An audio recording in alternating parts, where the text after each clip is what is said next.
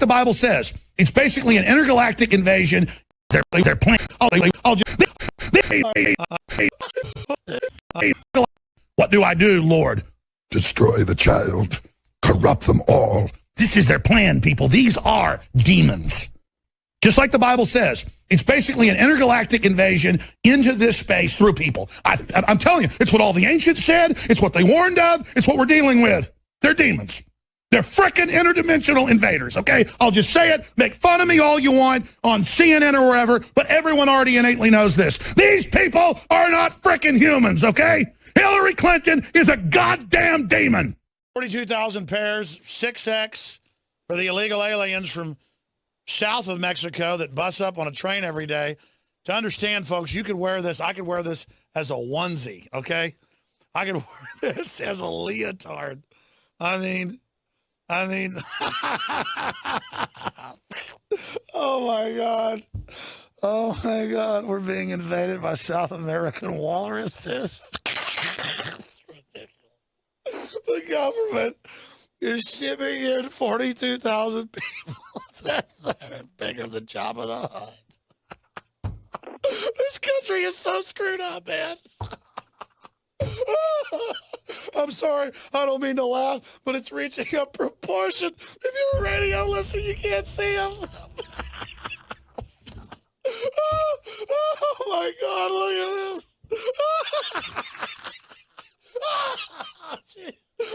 Oh God, I don't think I've ever laughed this hard on air. Oh my God, help me, it's so ridiculous. The animated contest of liberty is waiting for you. But you've got to take it in your hands. You've got to have the will to accept the truth and buck the system and the group collective. Do that, and you'll earn your way to the next level. This is the Info War. What is that joke? What is that? What is that? What is Hitler? What is Stalin? What is Mao? What is all this stuff? What is Venezuela? I came knocking on your door 1,000,000 times, and you laughed at me. You've been in love with something else your whole life, and this is a love affair. And so I'm not going to get in bed with you. Because you don't love the spirit of justice. You love your father, the devil. You love death more than life. So you go with your father forever. And that's hell, separation from God. You go. Aluminum, again, deodorants. You're hating on the silver, aluminum. People. I am. What's wrong with tinfoil? Here, let me have it. I'll put a hat on. I need to with all the cell phone radiation. But then you're going to get all the electromagnetic radiation coming right into your mind there. Actually, this will increase it. Then you're getting aluminum put into your brain again. As a matter of fact, most pharmaceutical drugs, including what you were talking about earlier, the vaccinations and the flu shots, they have aluminum in them. And people wonder why. I'm shielding myself right now. Kids are getting sick. Might as well spray some of this, these toxic chemicals on you as well that are insect repellents. You know, insect repellents people lather themselves with. And then you can protect your head from the sun so you don't get... See how fast I did that? Folks, I'm an expert. Every day when I leave work, I do this. Let's do a wide shot, guys. People can see the full power. So you might as well drink some BPA water while you're at it. Then you can go ahead and do a detox and start cleaning yourself out later and neutralizing all the aluminum. So anyway, soups, cans. I mean, the bottom line is go through your house and find all these things and eliminate them at the source, because you really need to figure out what's causing all these problems. It's about addressing the root cause of the problem, as well as using the type of supplements that we have to balance your hormones naturally and balance out your body naturally. I can get Obama's emergency alerts through this. Now when he comes and takes over my cell phone when my Samsung TV's watching me, it's okay to wear a tinfoil hat now because it's admitted the TV's watching it. So now I actually like it now. Are you maybe you'll actually believe what he's saying? Like when he came out the other day and said, I think every child should be vaccinated. You know, there's enough scientific evidence behind it. There's no side effects. Yeah, it doesn't matter. The insert says it can kill you. No, I agree. Yeah. I wonder love if Obama. In fact, I love the system. I can now remove the tinfoil hat. The crown of power. And now you are controllable because you have. It's like a medieval visor. Frying your brain cells. Repent now. Repent now. I know your mustache is cool. You got little gold frame glasses. You scare me so bad. You scum. Scum. Nothing against mustaches. Just all these cops are little homoerotic gang of mustaches. You should understand this is all about wearing mustaches and acting tough. I mean, it's literally a big joke. It's like a 5-year-old dressing up in an army outfit. These are children. I'm red-blooded and I hate murderers. All right.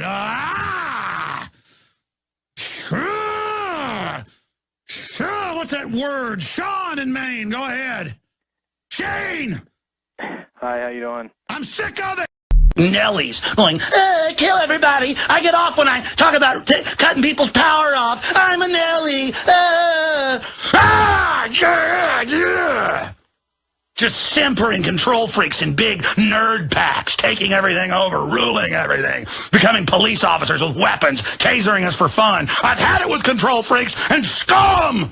You people are cancer. All right, I'm not in a good mood now. I start thinking about Bill Gates up there with that little chicken neck, hopping her now, a little murdering eugenicist. You know how he walks like a demonic elf. Hey, Bill Gates.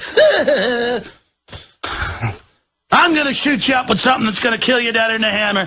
How's a 30-year death from gut disease sound, African children? Roll up the sleeves. I'm a little chicken neck bastard, and nobody's got the will to see what I am. Murder the Christians. Destroy everything. Just.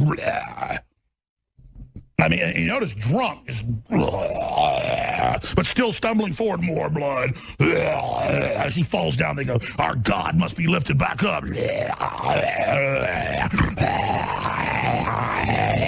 And more blood on the other side. Sell the baby parts. Arrest the reporters that expose for keeping babies alive. Eat the hospitals with their bodies. Have the Pepsi taste testing systems be based on fetal tissue. All demonic systems genetically engineer all the crops. Overthrow creation. More blood. That's Hillary. Evil ain't cool and evil ain't fun. They have sexual rituals, some of the most ancient Egyptian rituals, where they believe they are possessed by entities, basically space aliens. These are people that had gay sex hundreds of times in coffins, begging for spiritual entities to possess them.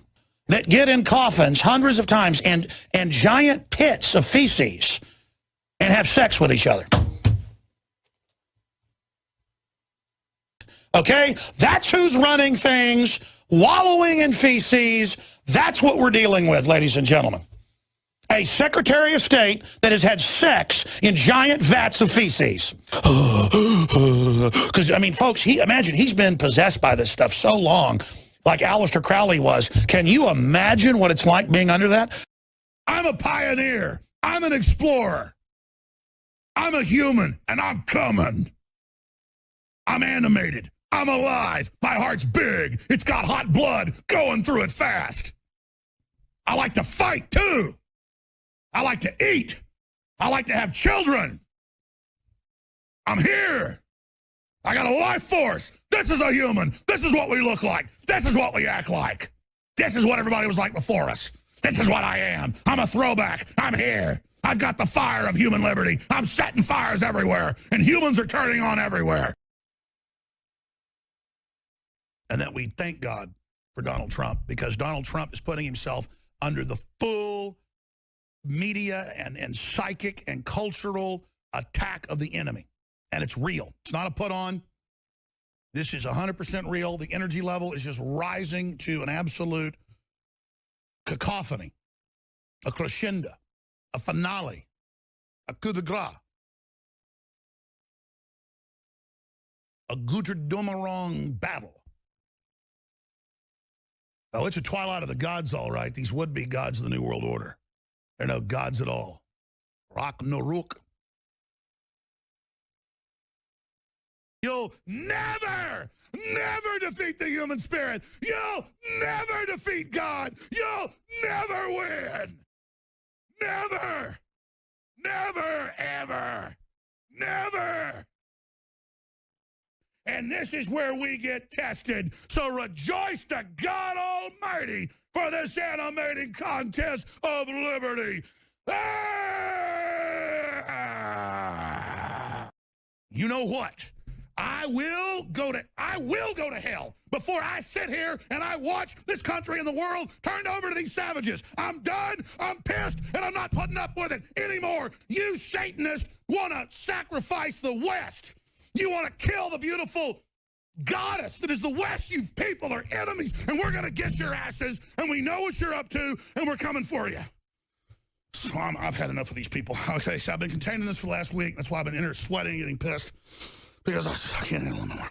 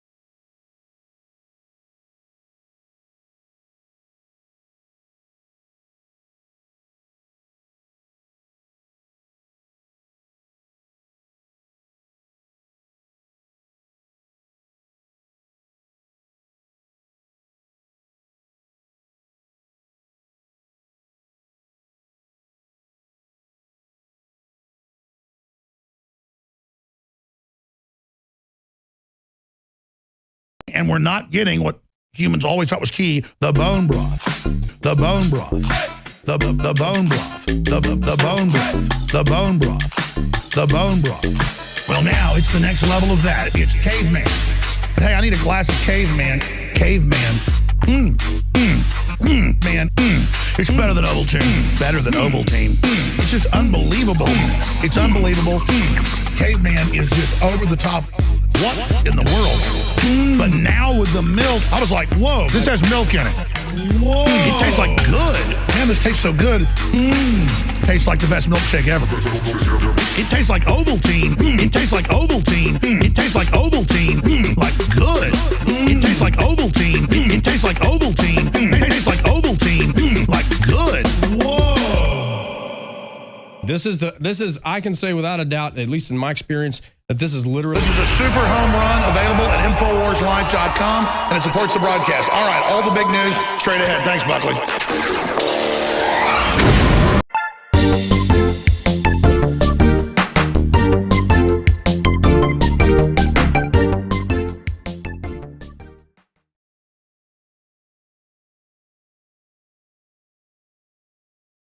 Fuck it. Fuck it. Fuck it. Fuck suck it. Fuck suck it. Fuck it. Fuck it. Fuck it. Fuck it. Fuck suck it. Fuck suck it. Suck. Go and fuck it. Fuck it. Fuck it. Fuck suck it. Fuck suck it. Fuck it. Go and fuck it. Fuck it. Go fuck it. Fuck. Go and suck it. Fuck suck it. Go and lie. Fuck. Suck. Fuck. Suck. Fuck. Suck. And we'll do it live.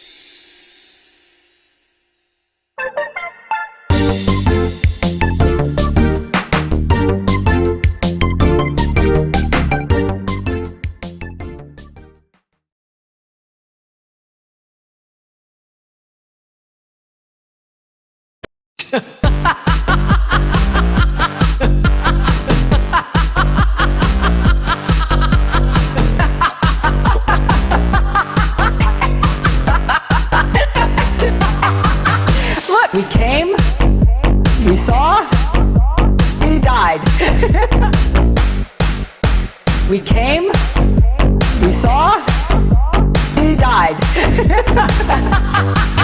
Look. We came, we saw, he died. Look. We came, we saw, he died.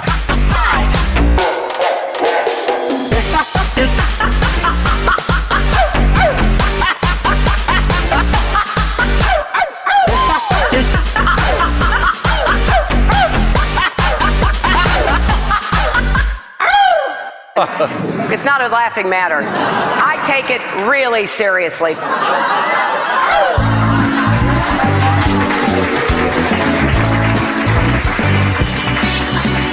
Vote for me because I'm a woman. One of my merits is I'm a woman. All these mothers vote for me because I'm a woman. Because I'm a woman. Vote for me because I'm a woman. One of my merits is I'm a woman. All these mothers vote for me because I'm a woman. Because I'm a woman. A woman running to be the first woman president. I cannot imagine anyone being more of an outsider than the first woman Who can president. be more of an outsider than a woman president? Well, I can't think of anything more of an outsider than electing the first woman president. A woman president of the United States of America.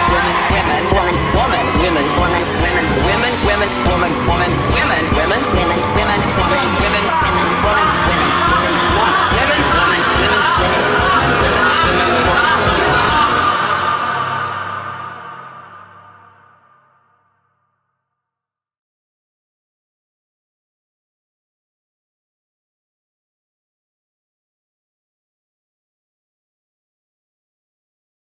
Well, if that is conversation. I understand what you're saying. Also respectfully. Yeah. Well, respectfully, if that is your position, then I will talk only to white people about how we are going to deal with the very real problems. That's not what I mean. That's not what I mean. No. But like what I'm saying is, what you just said was a form of victim blaming.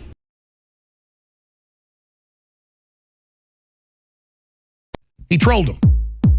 He baited him. He trolled him. He baited him. He trolled him.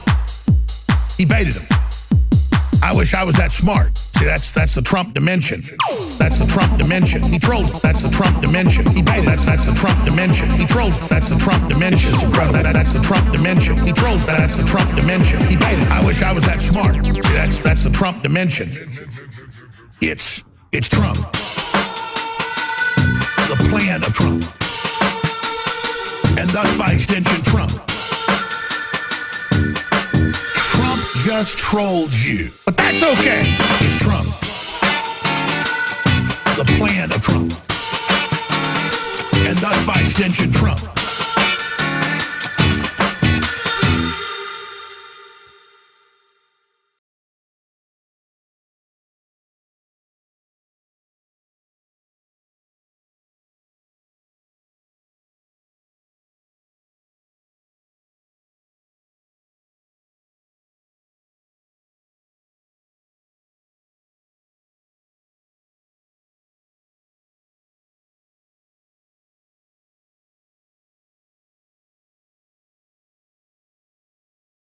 We're going to win, win, win. You're going to get so tired of winning. You're going to say, Mr. President, please, please, please, it's too much winning. We can't take it anymore. Mr. President, it's too much. And I'm going to say, I don't give a damn. We're going to keep winning 100%. We're going to America first. We're going to make America great again. Make America great again. Make America great again. Make America great again. I'm sorry. We're going to keep winning because we're going to make America great again. Make America great again. We have to keep winning. We have to win more. We're going to win more. We're going to win so much. Mr. President, please, we don't want to lose another winning.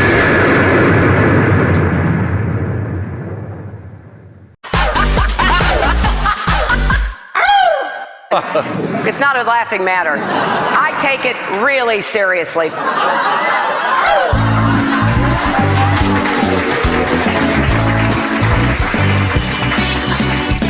vote for me because I'm a woman. One of my merits is I'm a woman. All these mothers vote for me because I'm a woman. Because I'm a woman. Vote for me because I'm a woman. One of my merits is I'm a woman. All these mothers vote for me because I'm a woman. Because I'm a woman. A woman running to be the first woman president. I cannot imagine anyone being more of an outsider than the first woman president. Who can be more of an outsider than a woman president? Well, I can't think of anything more of an outsider than electing the first woman president. A woman president of the United States of America. Women, women, woman, women, woman, women, women, women, woman, woman, women, women, women, women, women, women, women, women, women,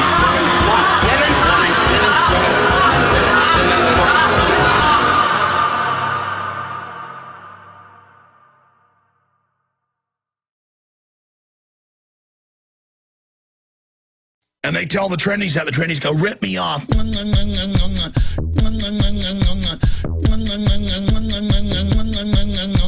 Get into it.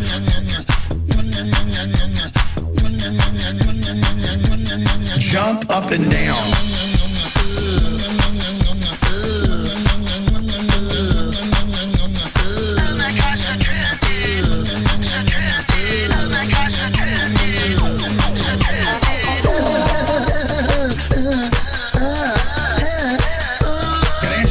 Going,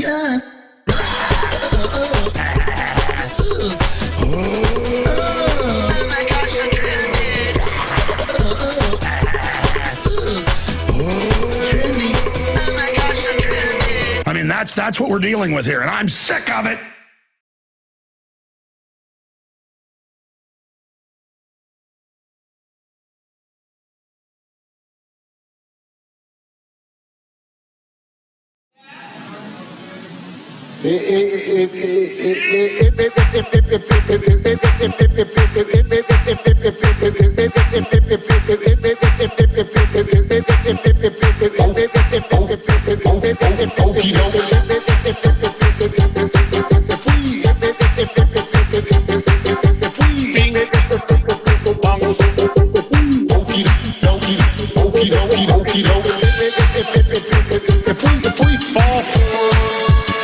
Said didn't exist when I started covering it 20 years ago.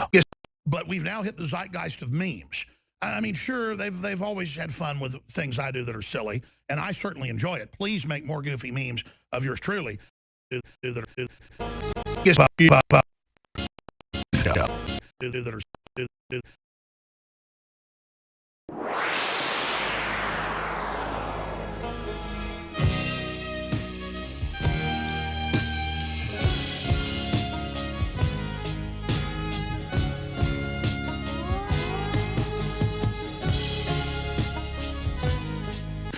Bilderberg, the media said didn't exist when I started covering it 20 years ago. They were still saying it didn't exist 10 years ago.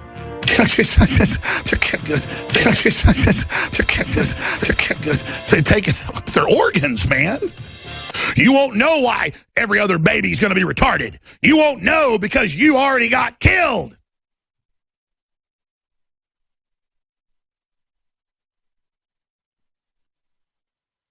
I saw a poop swastika. I'm just telling you, whether you believe it or not, this is a shake and bake operation. Shut up. I'm in charge. And actually, Trigglypuff is a human, and I want to invite Trigglypuff on the show.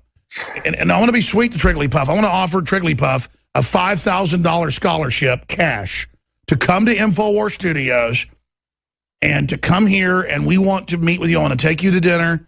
I want to humanize you. Believe me, I don't mean that patronizing. You've been in the Matrix, I got a red pill, and just gyrating and acting like a weird chicken or something.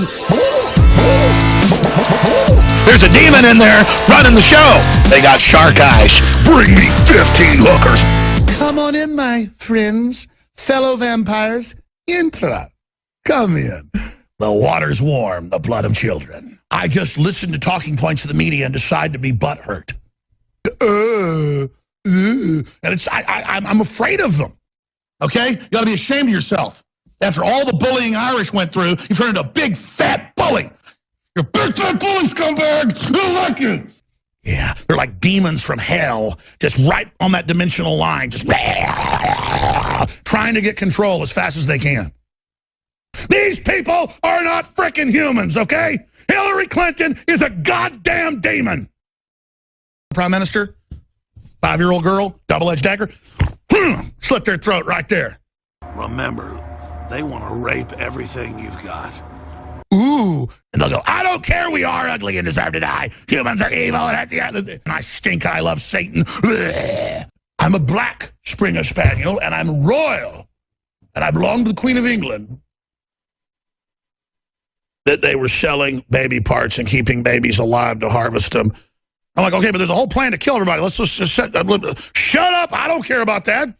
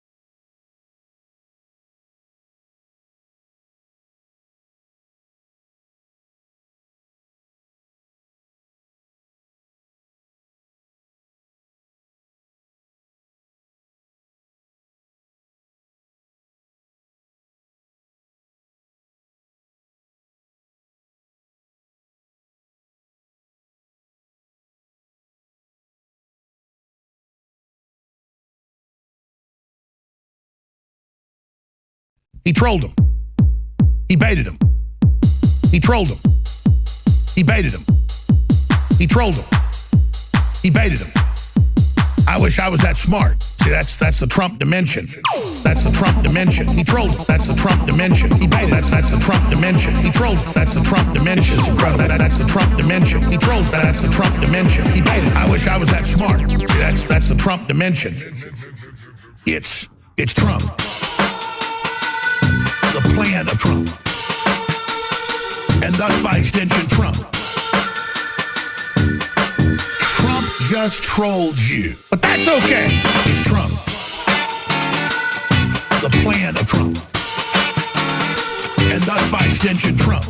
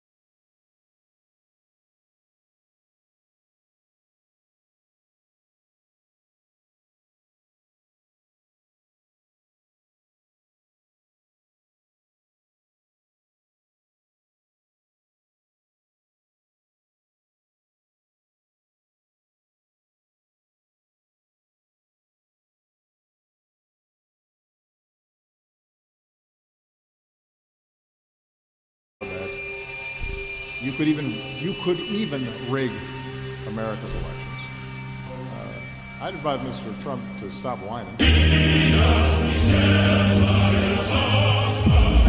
Intelligence officials, NBC News is reporting exclusively that Russian President Vladimir Putin was directly involved in the operation.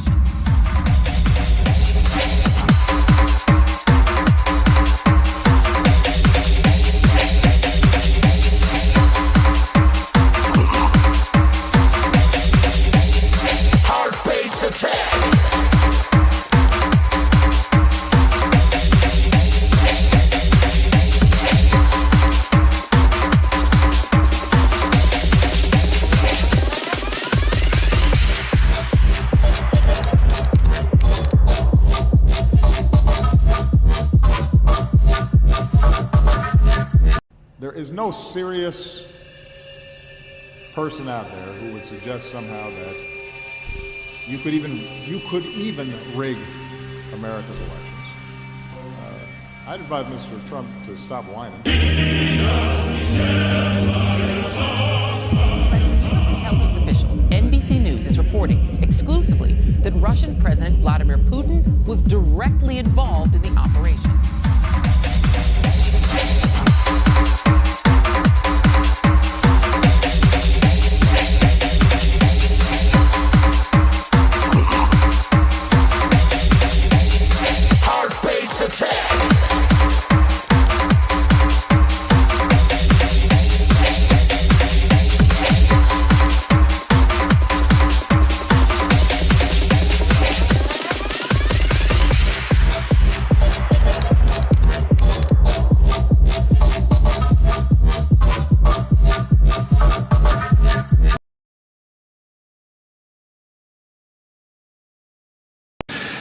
Please clap. Please clap. Please clap. Please clap. Please clap. Please clap. Please clap. Please clap. Please clap.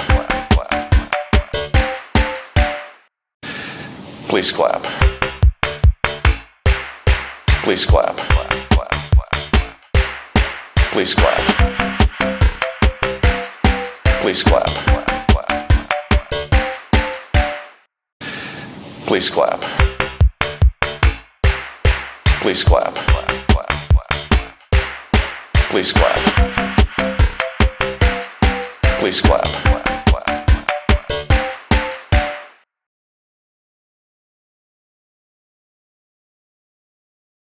Fuck it! Fuck it! Fuck it! Fuck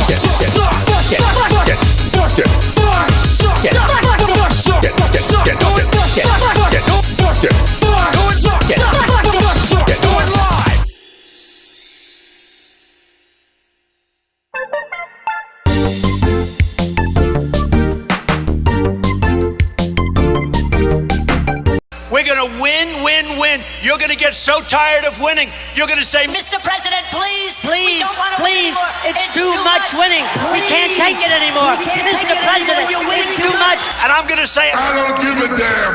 We're going to keep winning 100%. We're going to keep going first. We're going to make America great again. Make America great again. Make America great again. Make America great again. I'm sorry. We're going to keep winning because we're going to make America great again. Make America great again. We have to keep winning. We have to win more. We're going to win more. We're going to win so much. Mr. President, please, we don't want to lose another winner.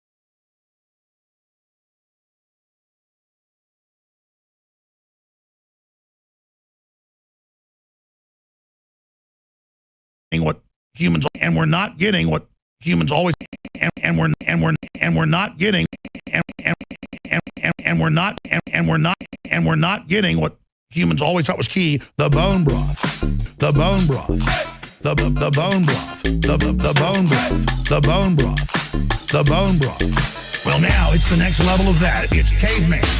Hey, I need a glass of caveman. Caveman. Man, it's better than Ovaltine. Better than Ovaltine. It's just unbelievable. It's unbelievable. Caveman is just over the top. What in the world? But now with the milk, I was like, whoa, this has milk in it. Whoa. It tastes like good. Man, this tastes so good. Tastes like the best milkshake ever. It tastes like Ovaltine. It tastes like Ovaltine. It tastes like Ovaltine. Like good. It tastes like Ovaltine. It tastes like Ovaltine.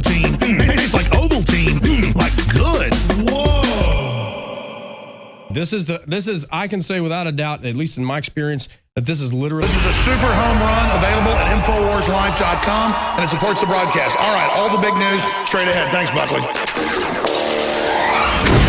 Whoa. Fucker. Listen, fuckhead. You have fucking crossed the line.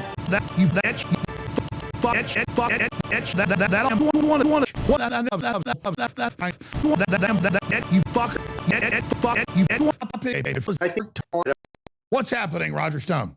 Senator Mark Warner, the ranking Democrat on the Senate Intelligence Committee, yet again repeated the falsehood that I had advanced knowledge of the hacking of John Podesta's email, whether it is Adam Schiff who has maligned me, or whether it is Senator Mark Warner, or whether it is Senator John McCain. But let me tell you something, Alex. These guys are pussies. Schiff looks like the archetypal cocksucker. I think he needs to be confronted with. He's sucking globalist dick. But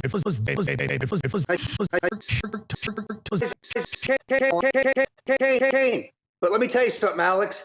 These guys are pussies. Schiff looks like the archetypal cocksucker. I think he needs to be confronted with. He's sucking globalist dick. I'm not against gay people. Okay, I love them. They're great folks. There's something about this fairy hopping around, bossing everybody around, trying to intimidate people like me and you. I want to tell Congressman Schiff, hey, listen, asshole, quit saying Roger and I never used cussing in 22 years, but the gloves are off. Listen, you son of a bitch. What the fuck's your problem?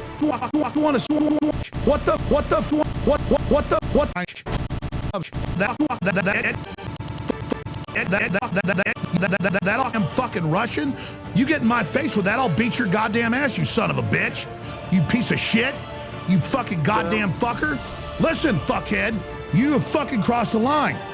Get that through your goddamn fucking head. Stop pushing your shit. You're the people that have fucked this country over and gang raped the shit out of it and lost an election. So stop shooting your mouth off claiming I'm the enemy. You got that, you goddamn son of a bitch? I'm sorry.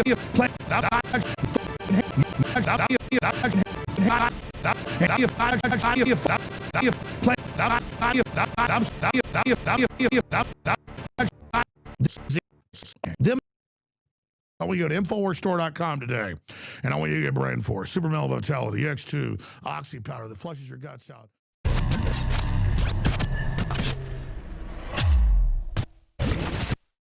I mean, I'll say this. Nancy Pelosi's got elephant balls.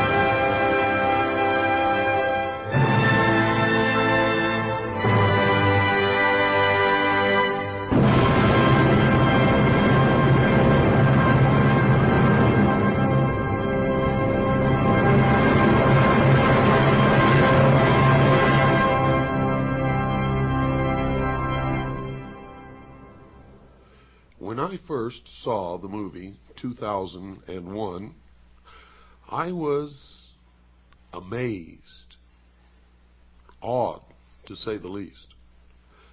The entire scope of the movie was overpowering, and for most of the people of the world was completely baffling. Most people who saw that movie did not understand from beginning to end what it was that they had experienced, but they knew, everyone who saw it, knew that they had experienced something profound. That something had been communicated to the dark, deep recesses of their mind, which they did not understand, and indeed, which they were incapable of understanding. For you see, the movie was not meant for the profane, as most of us are called, by the adepts or the initiates or the priests of the mystery schools. For that movie was a message to those initiates who were well versed in the symbology and the mystery religion of an ancient religion that is practiced to this day in secret.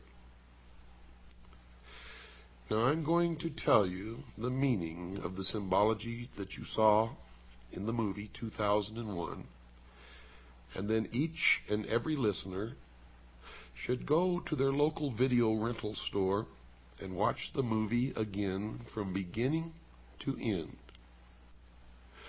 For it is the story of the entire human race according to the history of the mystery religion of ancient Babylon. Now I can assure you that you will not understand any of what you are going to hear without ample preparation and without a basic understanding in the symbology of the ancient religion. And you're going to get that, and this is going to be a series of programs that will in fact take probably many hours to complete. But let me just go over the symbology of the movie 2001 quickly with you, and then we will go back to the very beginning, to the first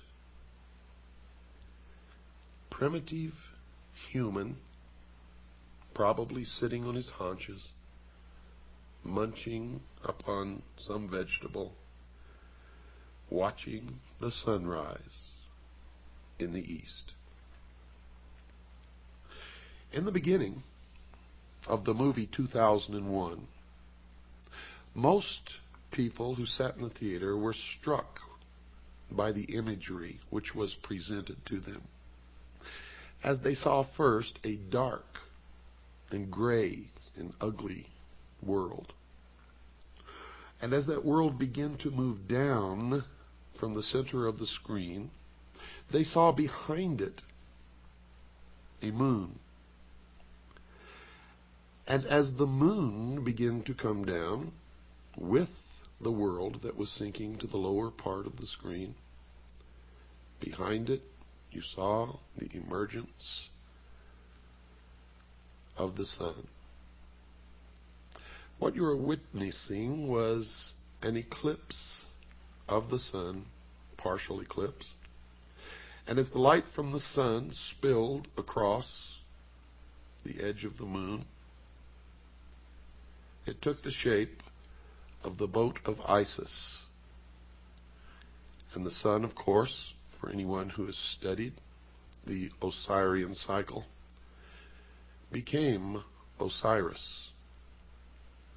And the symbology was Osiris riding across the heavens upon the boat of Isis.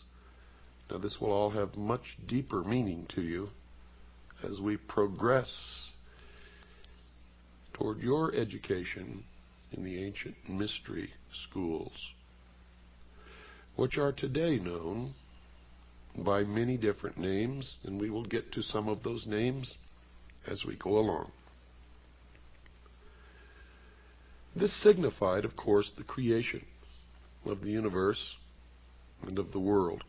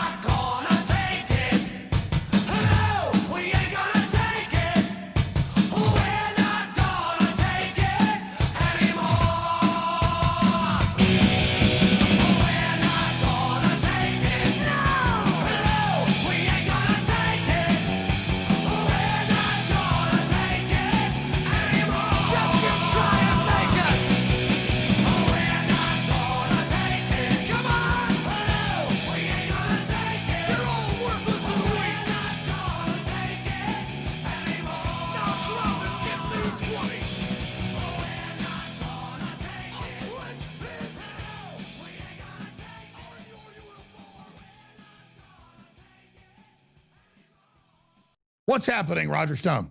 Senator Mark Warner, the ranking Democrat on the Senate Intelligence Committee, yet again is.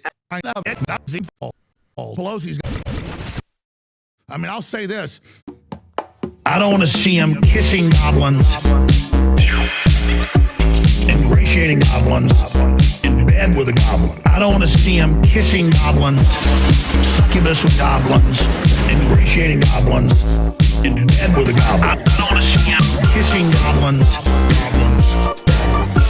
ingratiating goblins, in bed with a goblin. I don't want to see him kissing goblins, ingratiating goblins, in bed with a goblin.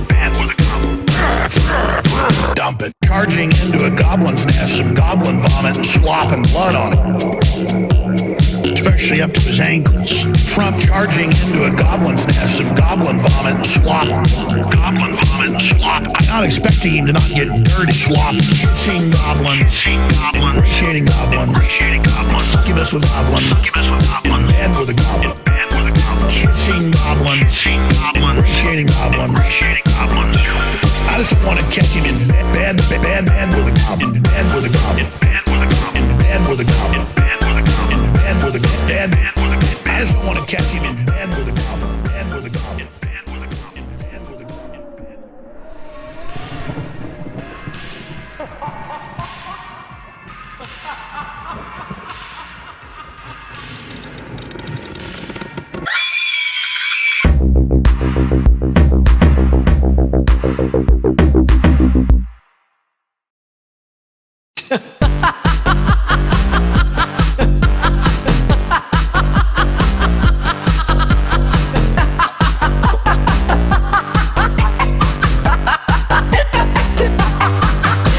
We came, we saw, he died.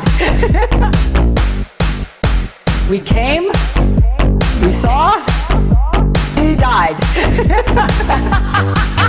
Look. We came, we saw, he died. Look. We came, we saw, he died.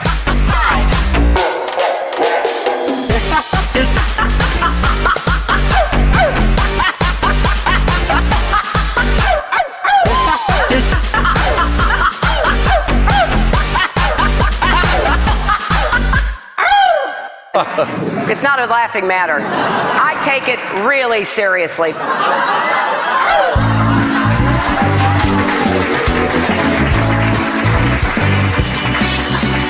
Vote for me because I'm a woman. One of my merits is I'm a woman. All these mothers vote for me because I'm a woman. Because I'm a woman. Vote for me because I'm a woman. One of my merits is I'm a woman. All these mothers vote for me because I'm a woman. Because I'm a woman. A woman running to be the first woman president. I cannot imagine anyone being more of an outsider than the first woman Who can president. be more of an outsider than a woman president? Well, I can't think of anything more of an outsider than electing the first woman president. A woman president of the United States of America.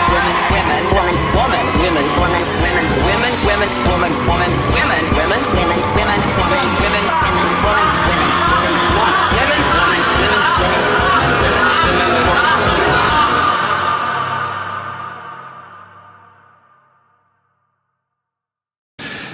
Please clap. Please clap.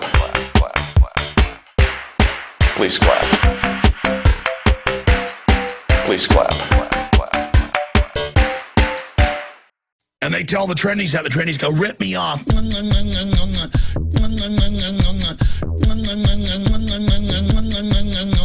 Get into it.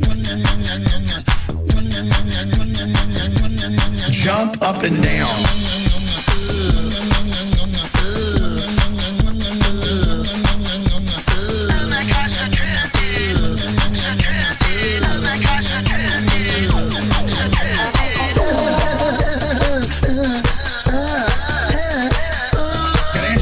Going,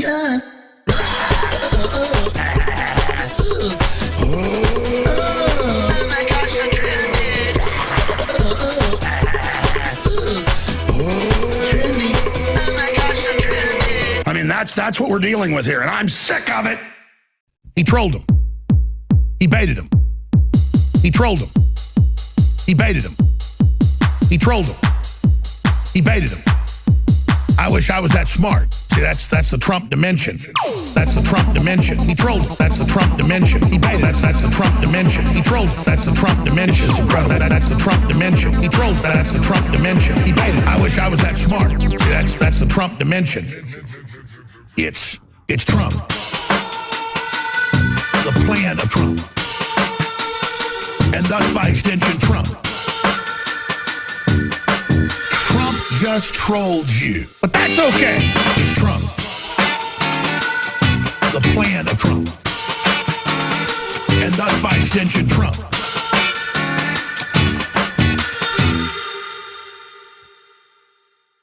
We're going to win, win, win. You're going to get so tired of winning.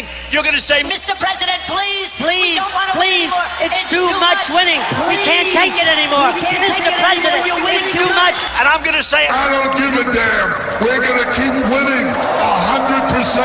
We're going to America first. We're going to make America great again. Make America great again. Make America great again. Make America great again.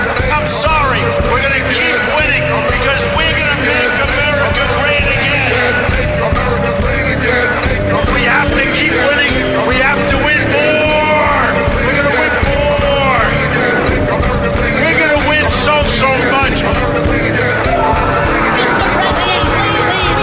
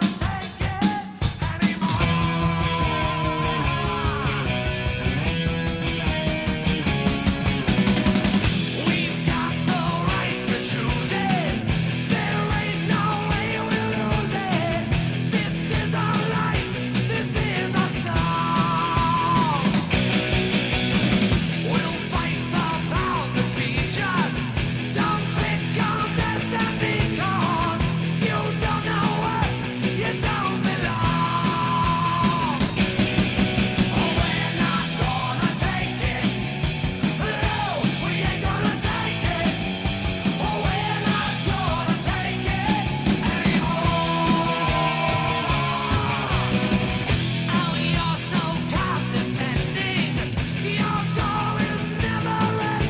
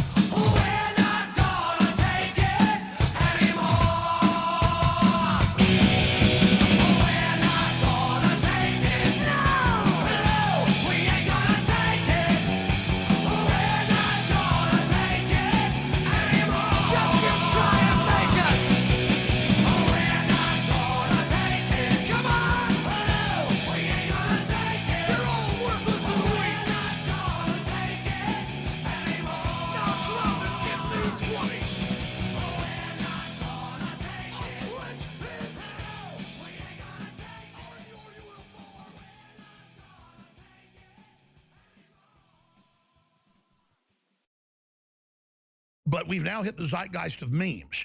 I mean, sure, they've always had fun with things I do that are silly, and I certainly enjoy it. Please make more goofy memes of yours truly.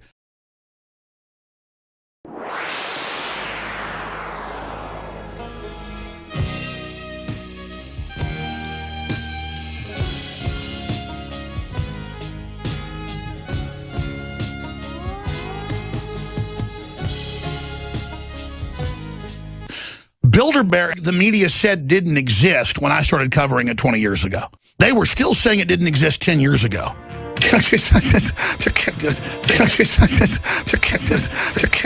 They're taking their organs, man. You won't know why every other baby's going to be retarded. You won't know because you already got killed.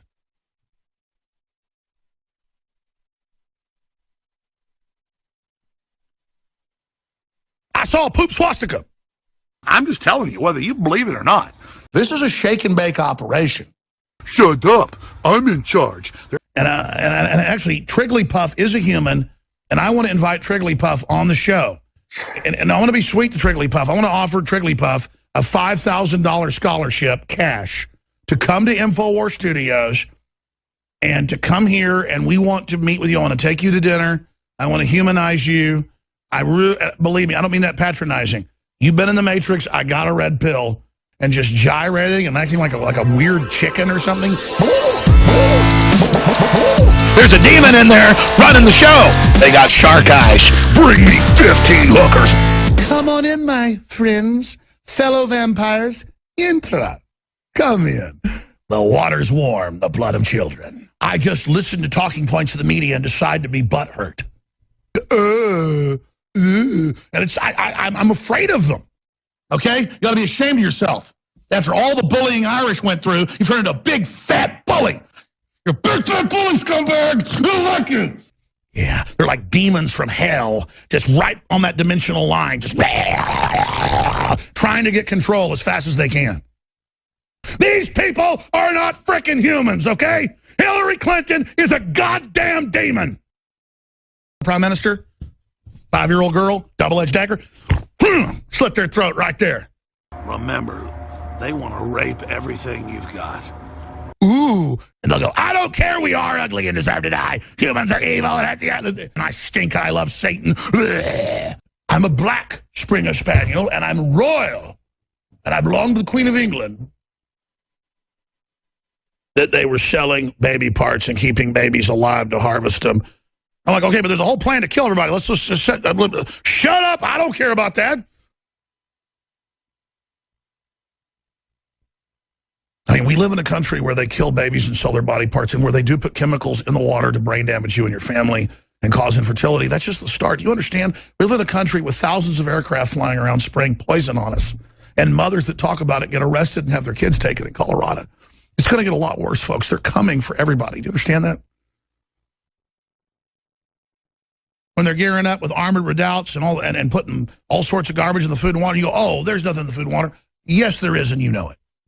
Yeah, gestating on farms or embryos of humans growing in animals. No, it's beyond that. They take them out. They keep them alive. And notice they go, the only law is you don't put it in a real human woman. And don't worry, these creatures don't have any rights because they're not human and they're not animal. They're in that phantom zone. Get the satanic rituals ready. Answer the question! No. We're called men, and the world doesn't need us anymore, we're told. It's the end of the age of men. We'll see about that. I like to fight, too. I like to eat. I like to have children. I'm here. I got a life force. This is a human. This is what we look like. This is what we act like. This is what everybody was like before us. This is what I am. I'm a throwback. I'm here. I've got the fire of human liberty. I'm setting fires everywhere, and humans are turning on everywhere. So I never expected Trump charging into a goblin's nest to not get some goblin vomit and slop and blood on him. I just don't want to catch him in bed with a goblin. But if he's in there rolling around hacking him up and he's got a goblin guide, you know, taking him into the cave, I'm not expecting him to not get dirty, especially up to his ankles. I don't want to see him kissing goblins, having political succubus with goblins. I don't want to see him ingratiating goblins. Because we're going to have a new scale here. I'm actually going to have it made digitally where it's on a scale of goblins. You know, is it charging into a goblin's nest, hacking them to pieces? Or is it just going, you know, around the goblins? Is it kissing goblins? Even though you still stab them, you give them a kiss? Or is it catching them in bed with a goblin? And then the final scale, is Trump going to have babies with a goblin and actually help the New World Order and turn against us like Darth Vader? Is he going to marry a goblin? So you just learned about another level of the scale, not just in bed with a goblin, Marry a goblin. It's true, my supporters do live in their mommy's basements and are nothing but baristas and shouldn't think they're gonna get a bunch of free stuff even though it's what I dangled in front of them. Shocked by it, so I'm up here bashing it because I don't like gay people. I don't like them putting chemicals in the water that turn the friggin' frogs gay. Do you understand that? Hi, it's female team member from Evil Ice Cream Picture. If you want to subscribe, click over here. And for more fun stuff, click over here. And if you want access to Evil Ice Cream Picture secret site, make sure you send your social security number, your credit card information, and your mother's maiden name in a private message to me.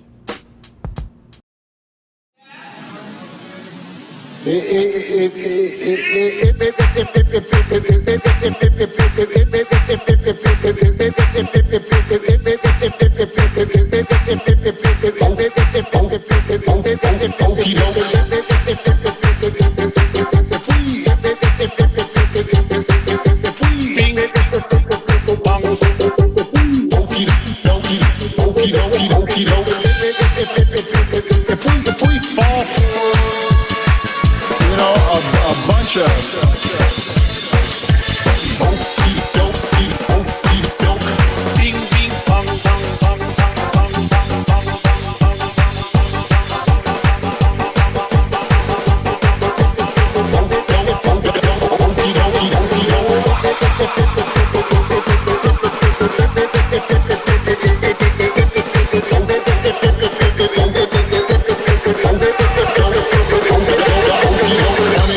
sounds provocative, tweets funny, sounds provocative, tweets funny, sounds provocative, tweets funny, sounds provocative,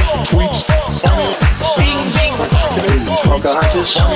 Bing, bing. No, she's got this goofy friend, Mike. She's a basket case. Donald Trump. Oh, boy. Goofus.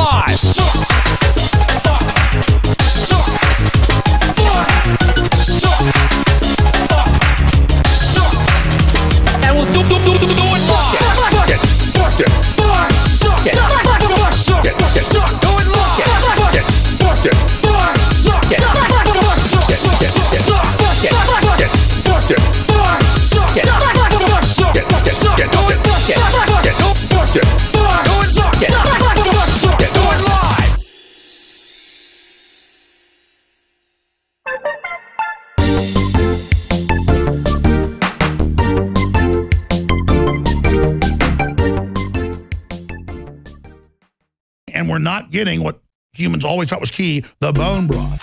The bone broth. The bone broth. The bone broth. The bone broth. The bone broth. Well, now it's the next level of that. It's caveman. But hey, I need a glass of caveman. Caveman. Man, it's better than Ovaltine. Better than Ovaltine. It's just unbelievable. It's unbelievable.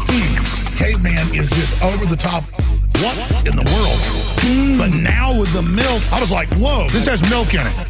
Whoa. It tastes like good. Man, this tastes so good. Tastes like the best milkshake ever. It tastes like Ovaltine. It tastes like Ovaltine. It tastes like Ovaltine. Like good. It tastes like Ovaltine. It tastes like Ovaltine. It tastes like Ovaltine. Like good. Whoa.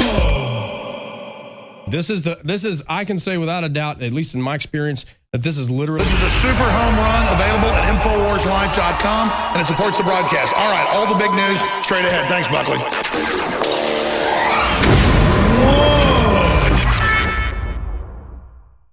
Well, if that is, conversation. I understand. And, I understand what you're saying. Also respectfully. Yeah. Well, respectfully, if that is your position, then I will talk only to white people about how we are going to deal with the very real problems. That's not what I mean. That's not what I mean. No. But like what I'm saying is, what you just said was a form of victim blaming. There is no serious person out there who would suggest somehow that you could even rig America's elections. I'd advise Mr. Trump to stop whining.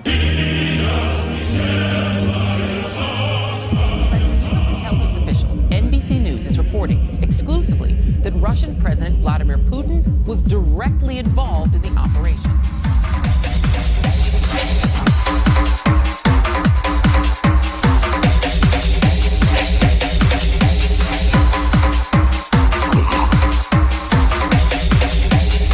Hard base attack.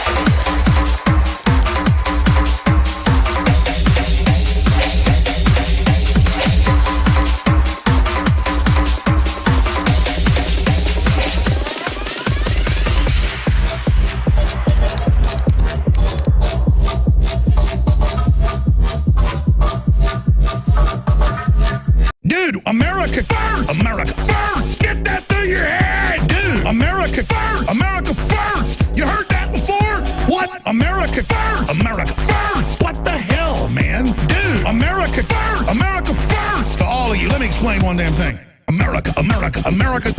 Dude, you understand? America, America, America. My point is America's first. America, America, America. What the hell, man? Globalists, no! Goblins, no! This is it. Everybody get ready! America first! America first! Get that through your head! Dude, America first! America first! You heard that before? What? America first! America first! Get that through your head! America first! America first!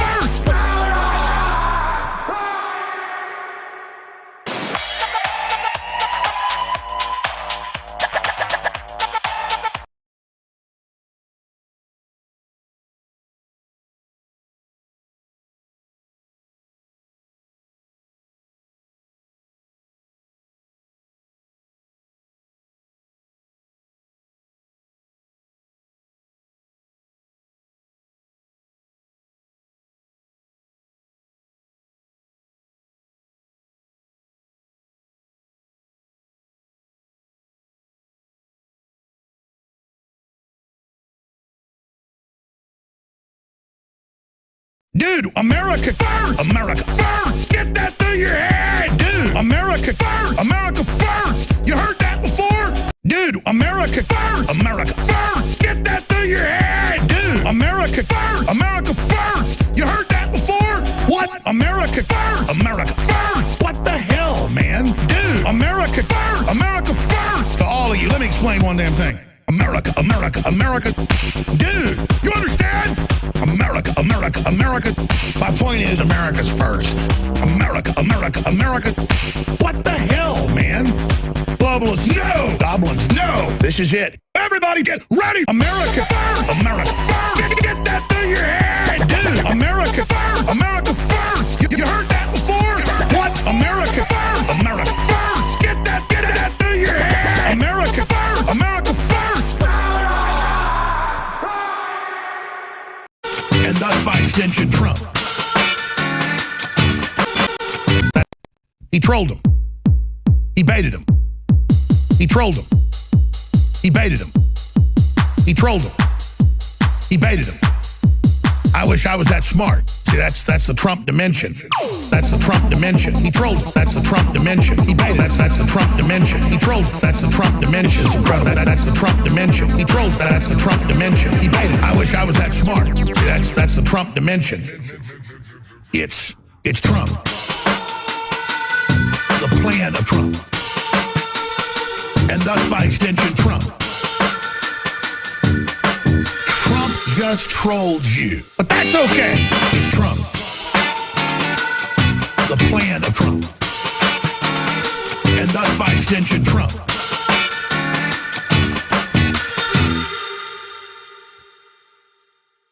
Dude, America first! America first! Get that through your head! Dude, America first! America first! You heard that before? What? America first! America first! What the hell, man? Dude, America first! America first! To all of you, let me explain one damn thing. There is no serious person out there who would suggest somehow that you could even rig America's elections. I'd advise Mr. Trump to stop whining. Please clap. Please clap. Please clap. Please clap.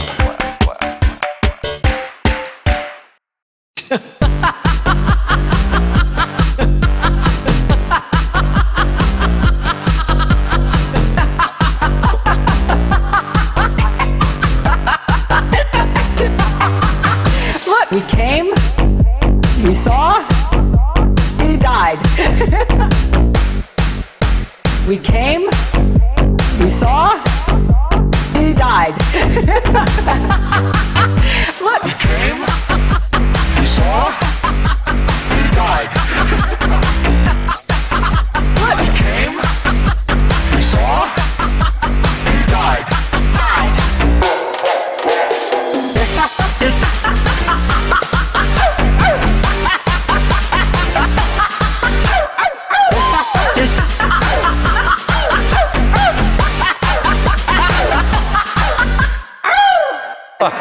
It's not a laughing matter. I take it really seriously.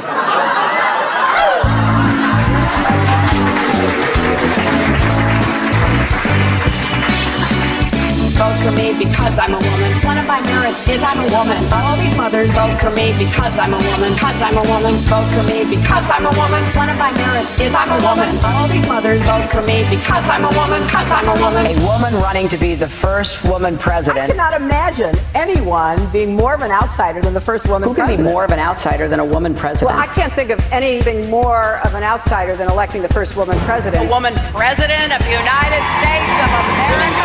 Women, women, woman, women, woman, women, women, women, woman, woman, women, women, women, women, women, women, women,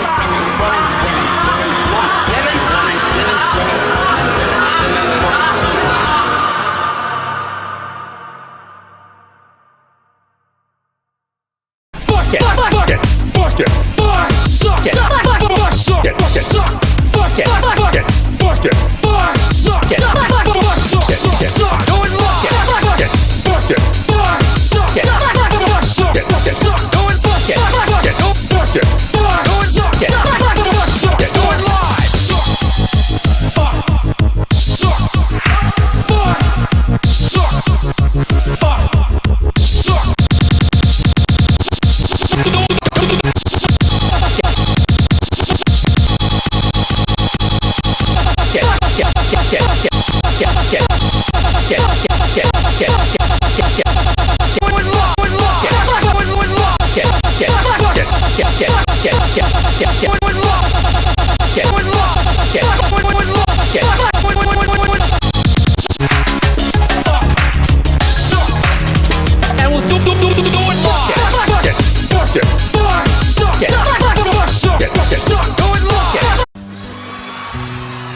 There's a very special woman that The Rock wanted to sing a very special song to tonight. No, not Cookie Puss. Well, if that is, I understand what you're saying. We're gonna win, win, win. You're gonna get so tired of winning. You're gonna say, Mr. President, please, please, please. It's too much winning. We can't take it anymore. And we're not getting what humans always thought was key, the bone broth. The bone broth. The bone broth. The bone broth. The bone broth. The bone broth. Well, now it's the next level of that. It's caveman. Hey, I need a glass of caveman. Caveman. Man. It's better than Ovaltine. Better than Ovaltine. It's just unbelievable. It's unbelievable. Caveman is just over the top. What in the world? But now with the milk, I was like, whoa, this has milk in it. Whoa. It tastes like good. Man, this tastes so good. tastes like the best milkshake ever. It tastes like Ovaltine. It tastes like Ovaltine. It tastes like Ovaltine. Like good.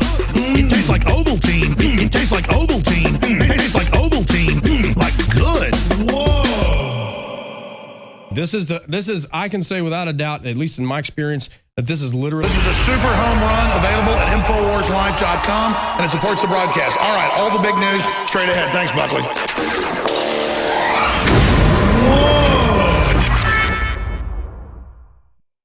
And they tell the trendies how the trendies go, rip me off.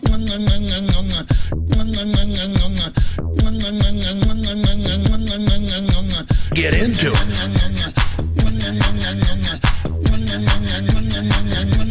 Jump up and down.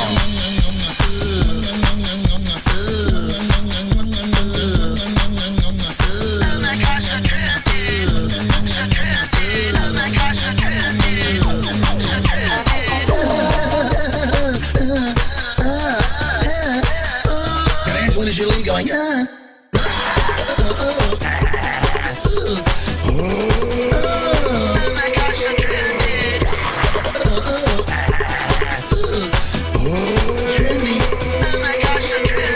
I mean, that's what we're dealing with here, and I'm sick of it.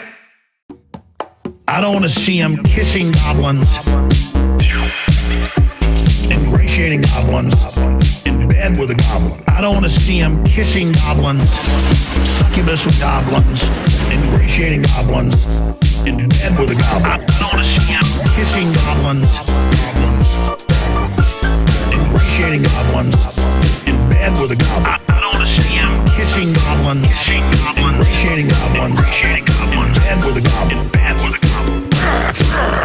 Dump it. Charging into a goblin's nest, some goblin vomit and slop and blood on it, especially up to his ankles. Trump charging into a goblin's nest, some goblin vomit and slop. Goblin vomit and slop. I'm not expecting him to not get dirty slop. Kissing goblins, ingratiating goblins, succubus with goblins, in bed with a goblin.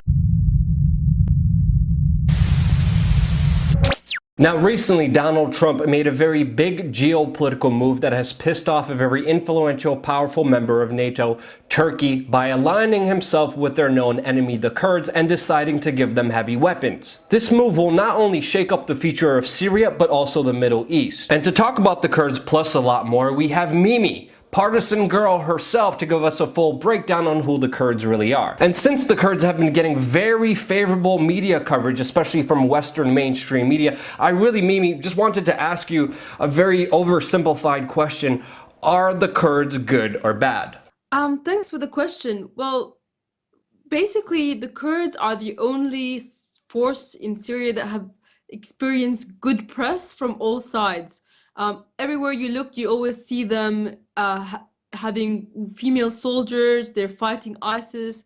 They're supposedly protecting Christians and other minorities. And, you know, you always hear that as a result of all of this, Kurds deserve their own state. But the situation is actually far, far more complicated than this. While, you know, the Kurds are not actually one bloc. They're not just one thing. Kurds are an ethnicity that is basically an Iranian ethnicity, which is majority Sunni Muslim.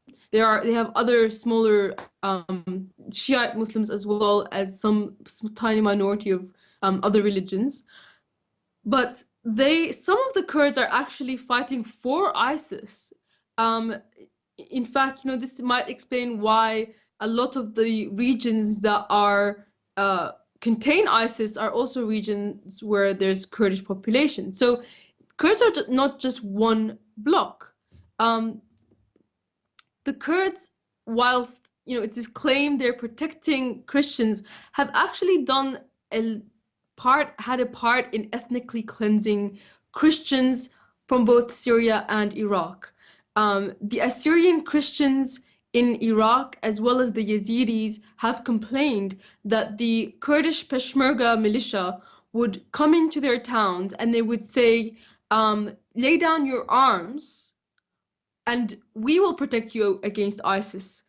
Or you can keep your arms, but you have to pay allegiance to us and the Kurdistan.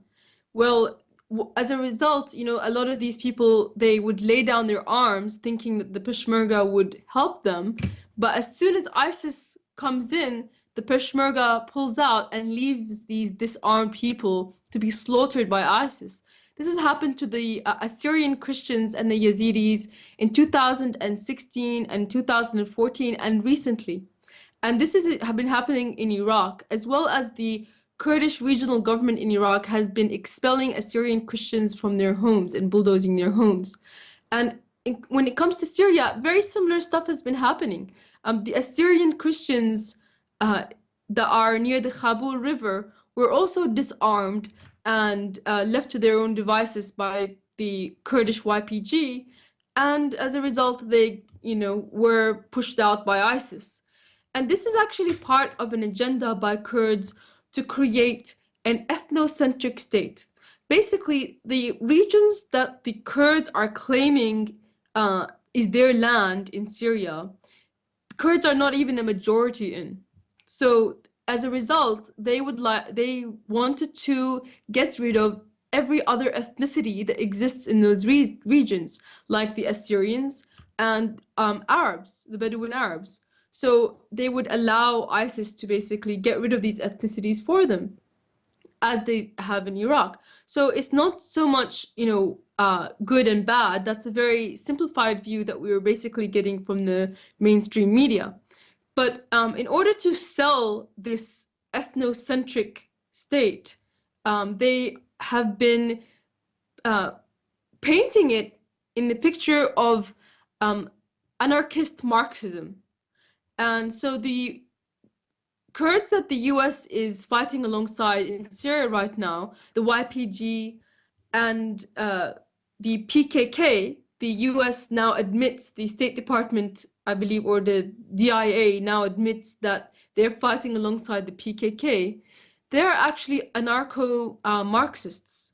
And that is why a lot of Antifa and anarchists are going into Syria illegally to fight alongside them, because they believe that they're creating an anarchist utopia where everybody can have a gun.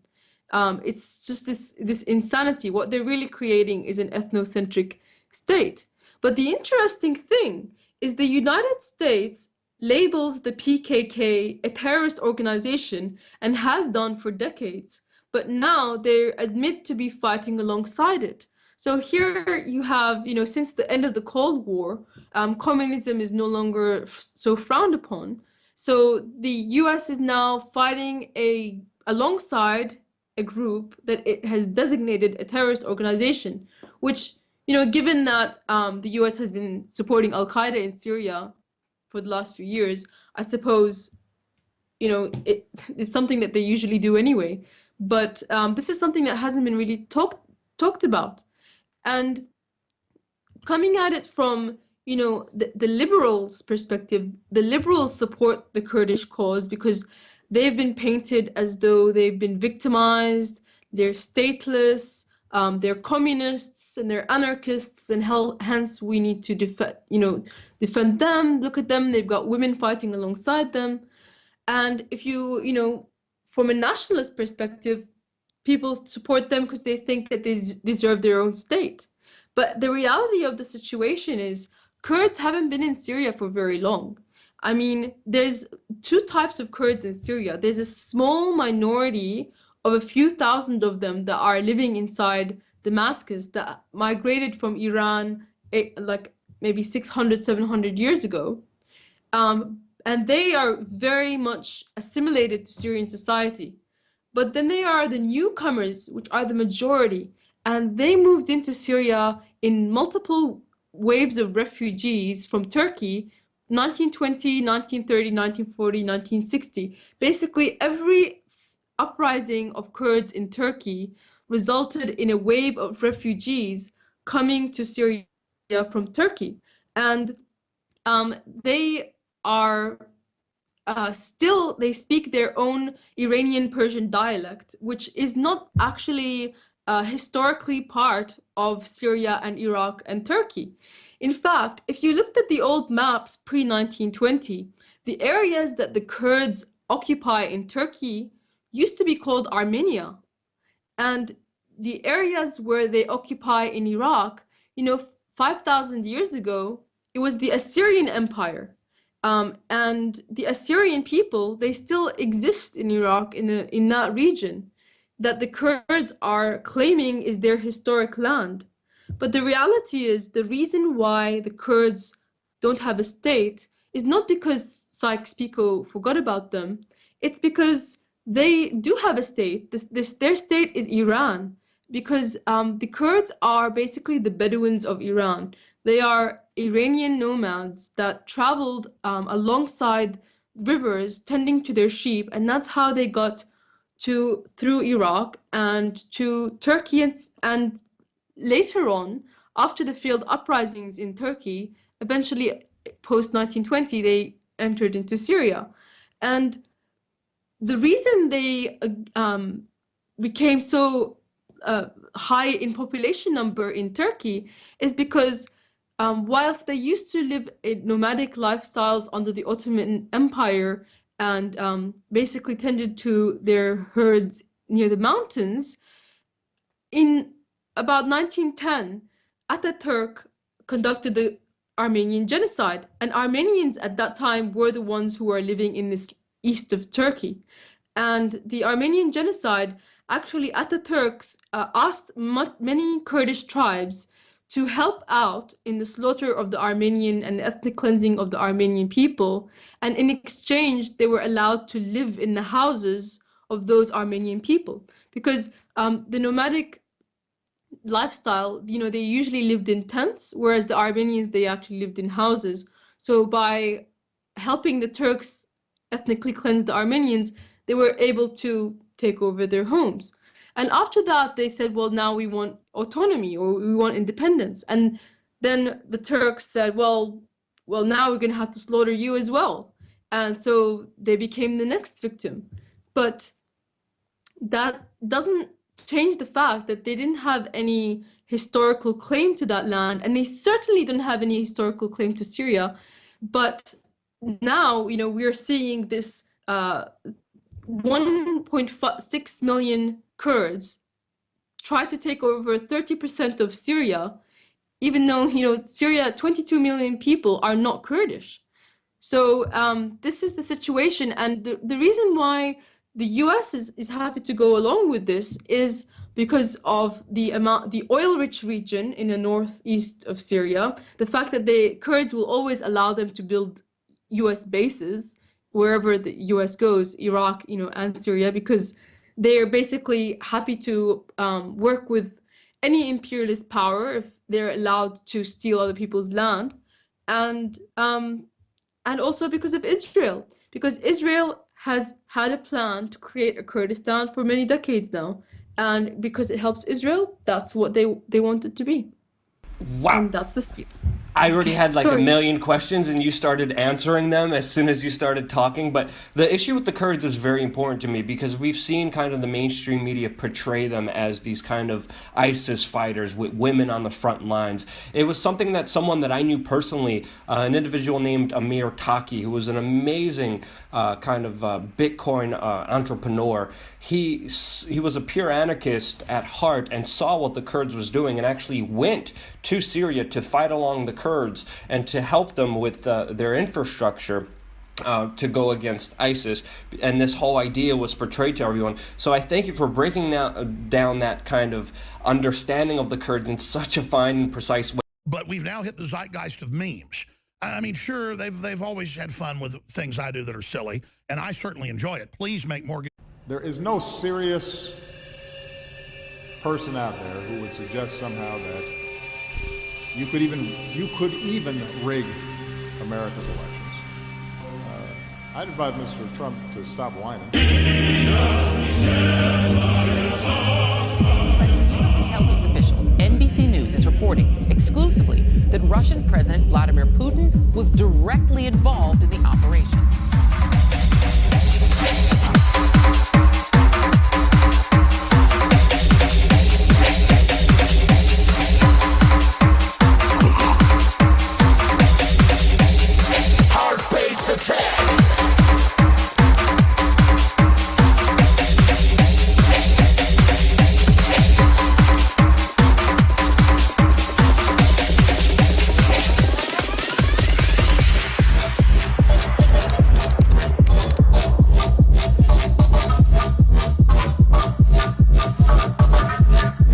we've now hit the zeitgeist of memes.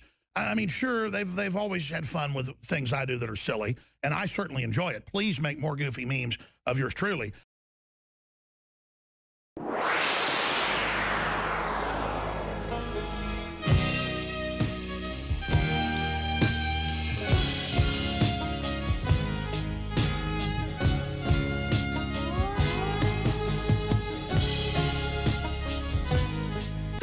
Bilderberg, the media said didn't exist when I started covering it 20 years ago.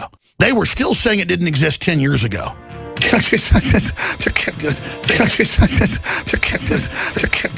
take their organs, man. You won't know why every other baby's going to be retarded. You won't know because you already got killed.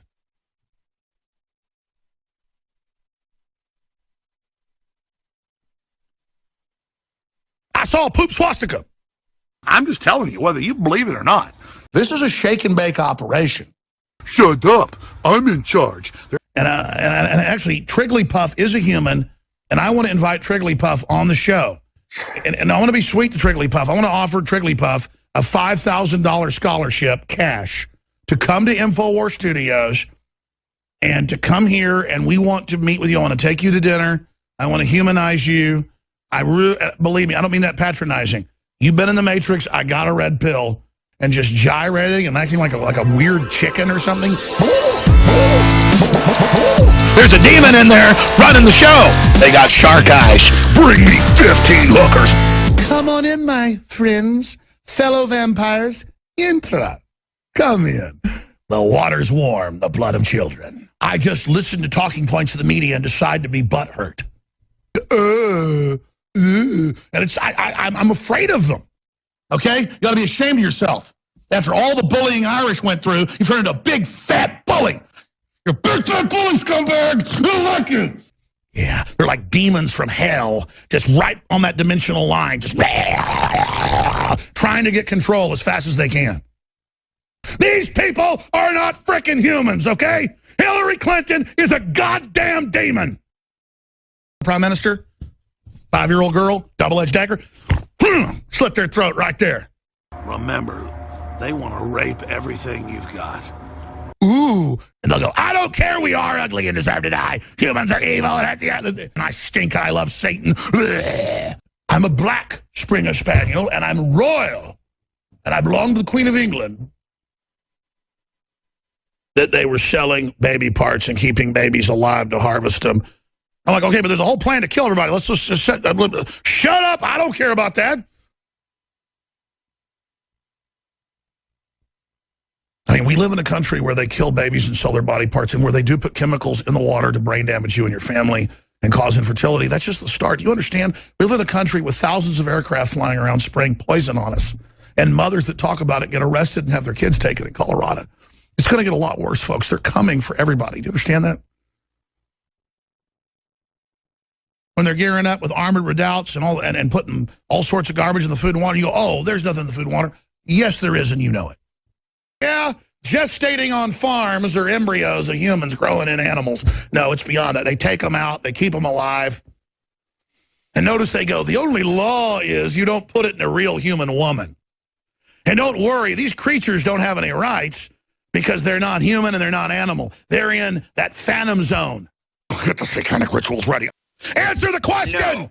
We're called men, and the world doesn't need us anymore, we're told. It's the end of the age of men. We'll see about that. I like to fight, too. I like to eat. I like to have children.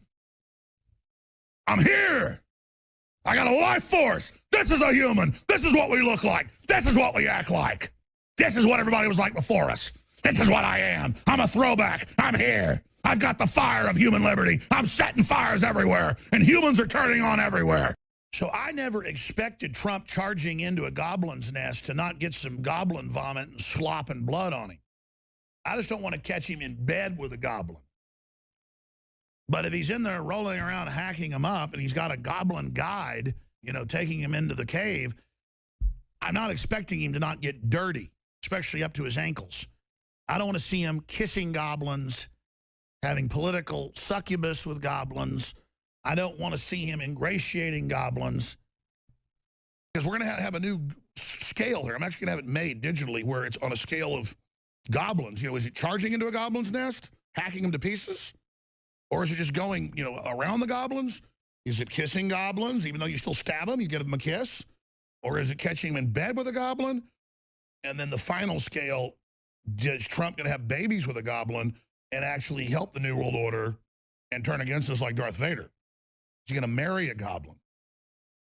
So you just learned about another level of the scale, not just in bed with a goblin, marry a goblin. It's true, my supporters do live in their mommy's basements and are nothing but baristas and shouldn't think they're going to get a bunch of free stuff, even though it's what I dangled in front of them. Shocked by it, so I'm up here bashing it because I don't like gay people. I don't like them putting chemicals in the water that turn the friggin' frogs gay. Do you understand that? Hi, it's female team member from Evil Ice Cream Picture. If you want to subscribe, click over here. And for more fun stuff, click over here. And if you want access to Evil Ice Cream Picture secret site, make sure you send your social security number, your credit card information, and your mother's maiden name in a private message to me.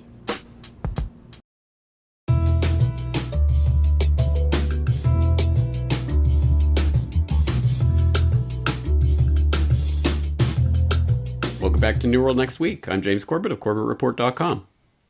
And I'm James Evan Pilato of MediaMonarchy.com, fighting a little bit of a cold, so I'll do the best I can as you bear with me. And they are tracking and tracing the homeless, coming soon to a decaying metropolis near you. We got that story, plus arresting Bitcoin users. But first, we head back to Silk Road, as Xi Jinping's new Silk Road summit will step up China's endorsement of globalization. This comes via Bloomberg, whose article title is only slightly different from Corbett's there. Xi's new Silk Road Forum sets Chinese tone for globalization 2.0. China will ask 28 world leaders to sign on to President Xi Jinping's signature initiative on globalization, bolstering a range of Chinese foreign policy objectives. The Belt and Road Forum is Xi's cornerstone initiative to connect China with Europe, Asia, and Africa through infrastructure projects. Not only is it a showcase for Xi's globalization credentials that he championed in a speech at Davos back in January, but the high-profile event will also serve as a counterpoint to America's inward pivot under President Donald Trump. A draft communique combines commitments to open international markets with endorsements of China's diplomatic goals.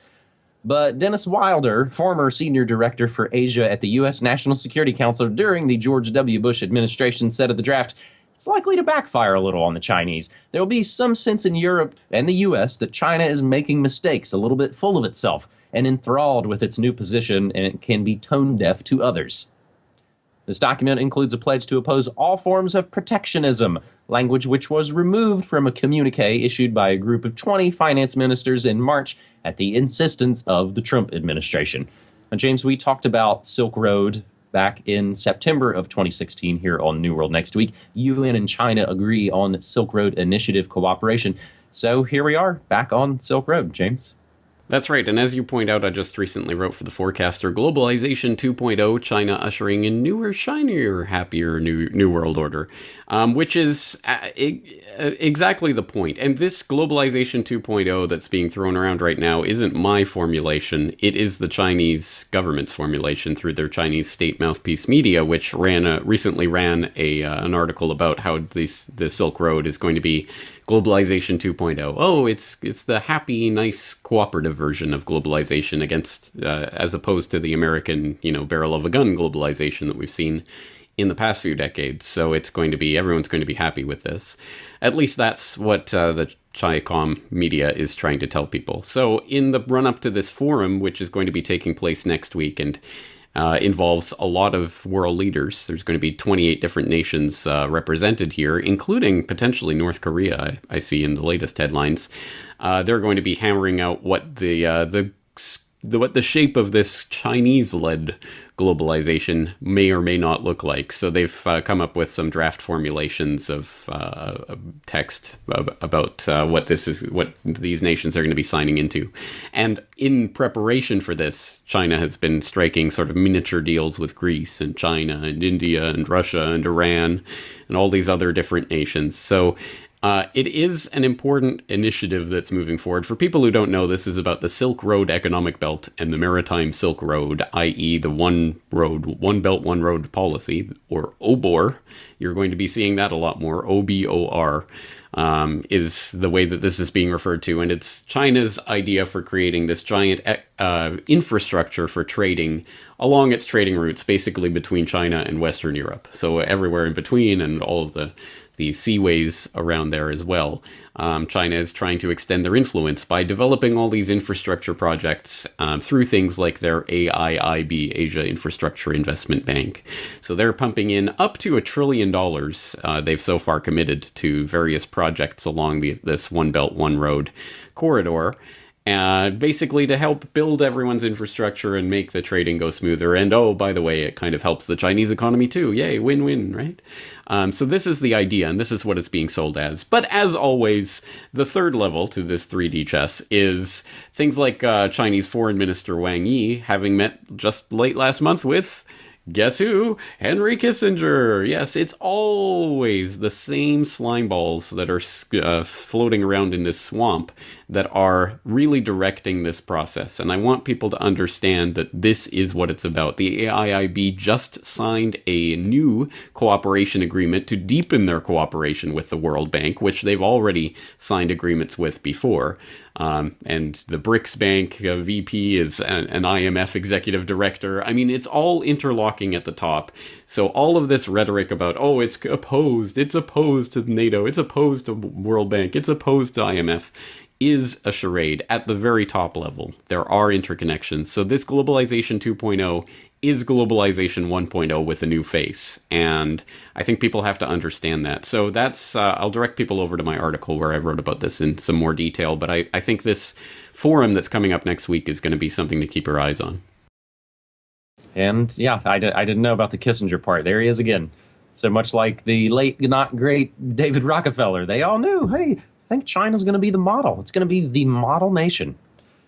As we move to our second story this week on New World Next Week, episode 310 for May 11th, 2017, we go down to the land of slime balls and swamps, Florida. The first state to arrest anyone for selling Bitcoin is now passing laws to imprison them. This comes via Brave New Coin, whose original headline for this story was Florida passes laws making crimes with Bitcoin money laundering.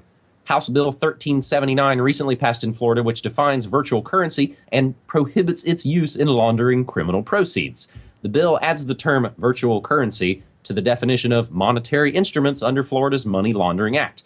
The legislation is currently in the hands of the state's governor and expected to be signed soon. The act defines digital currency as a, quote, medium of exchange in electronic or digital format that is not a coin or currency of the United States or any other country, end quote. Previously, the act only applied to money laundering to legacy financial transactions of various types, including bank deposits, investments, and wire transfers. The resulting outcome is that criminals using cryptocurrencies, like how they just put those together, criminals using cryptocurrencies will be charged with money laundering as well as the underlying criminal activity in the first place. Cyber criminals have taken advantage of our antiquated laws for too long. Bitcoin bypasses the traditional banking system, and our state's laws simply have not caught up to the upsurge in criminality in the world of cyber currency, end quote, claimed Democratic House Representative Jose Felix Diaz, a sponsor of the bill. Now, what this all centers around is this. Passing this legislation brings to rest a multi-year-long series of court proceedings and uncertainty centered around the arrest of a seller of Bitcoins. The bill is a direct response to the failure of Miami-Dade police to be able to prosecute Mitchell Espinoza, a Miami-based website designer and local Bitcoins seller who was charged with illegally transmitting and laundering $31,000 worth of Bitcoins near the end of 2013, in a case that kind of sounds like entrapment at best. And in our show notes, I will include the link to Florida House Bill 1379. Of course, watching those kind of congressional bills can be a bit of a puzzle, but we'll include that link and you can see where it's at. I don't believe it's signed and sealed and delivered, so it is somewhat still developing. James? Well, last week we were talking about various stories that show how the government believes that it owns you and can control you and what you do with yourself and your body and everything else around you and the way you transact with other people. Here's another shining example of that, because at base, these cryptocurrency transactions are exchanging strings of letters and numbers between people. I mean, that's ultimately all this is. And to some extent, this is an argument that the worst thing that Bitcoin ever did was advertise itself as a currency. I mean, of course, it can be used as such, but all it is strings of letters and numbers that are being passed around between people. But the government feels that it can come in and stop people from doing that. And why? Precisely as Democratic House Representative Jose Felix Diaz is quoted as saying here, because Bitcoin bypasses the traditional banking system. They are essentially saying it is illegal for you to bypass our banking system. Now, why do you think that is? I think so much can be understood about the nature of the world that they're trying to construct for us by understanding what they make illegal for us to do. Oh, you can't do that. You can't do that. You can't do that. Well, why exactly? Why can't we bypass the traditional banking system? Oh, it's because criminals can use this. Well, criminals can use cash. Criminals can use all sorts of other things. Criminals breathe oxygen. Should we outlaw oxygen? I mean, it is a stupid, childish way of framing this, but it does, I think, go to the core of what they're so afraid of, which is people transacting outside of their system. And that's, I mean, this is the best endorsement of cryptocurrency I could think of. And it's particularly interesting coming just as Japan has just made it, officially a currency that you can use. And now we see Bitcoin starting its shoot to the moon. It's past $1,700 now.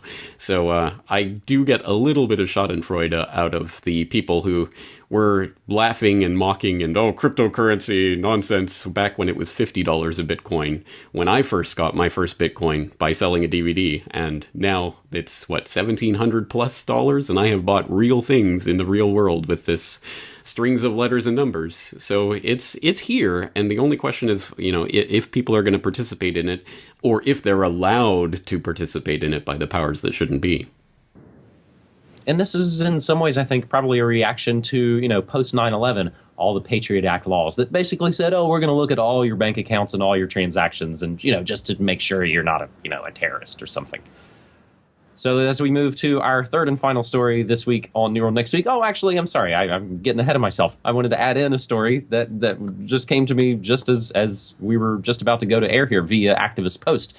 Study highlights growing significance of cryptocurrencies. More than 3 million people, 3 times the previous estimates, are estimated to be actively using cryptocurrencies like Bitcoin.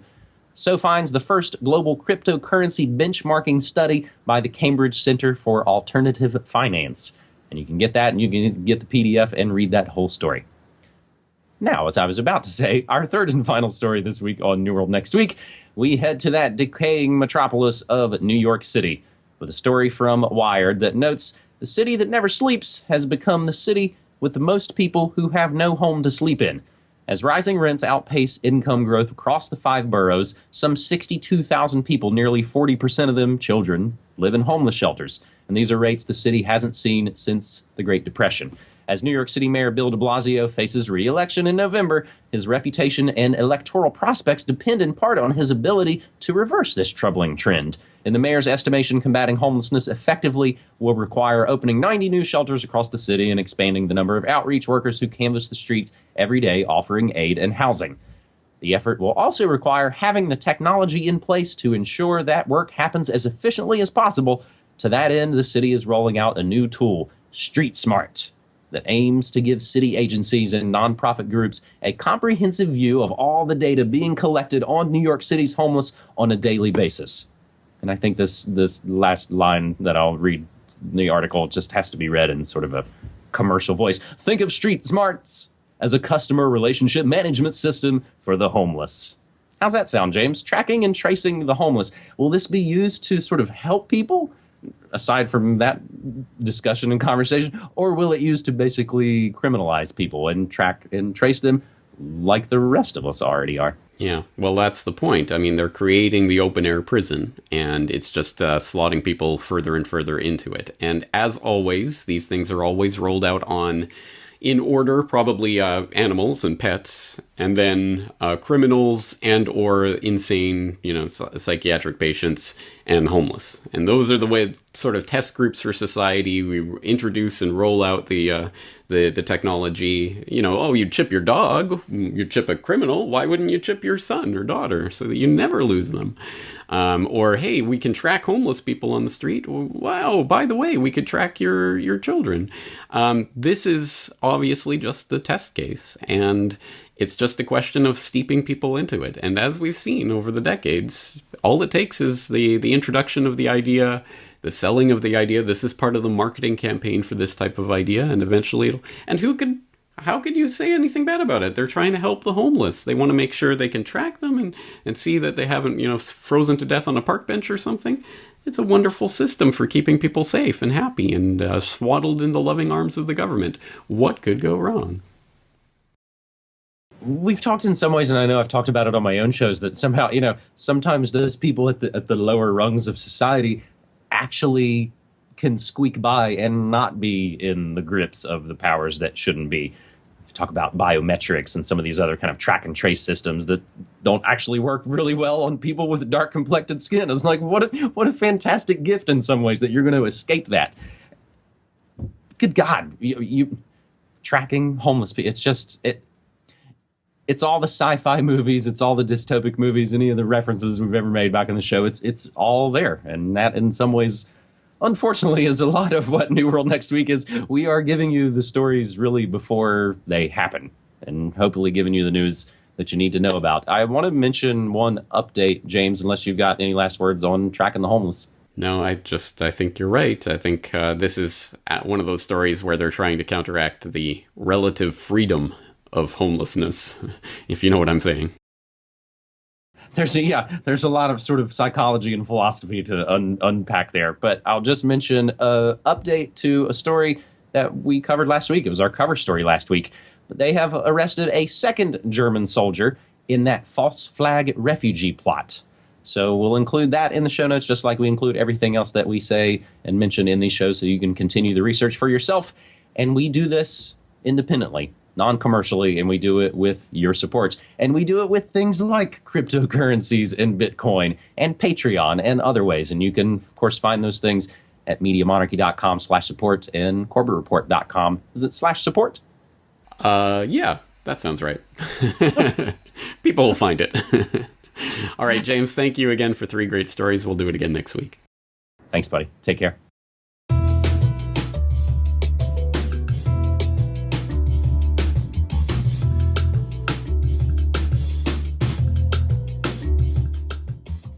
Like I'm putting chemicals in the water that turn the friggin' frogs gay.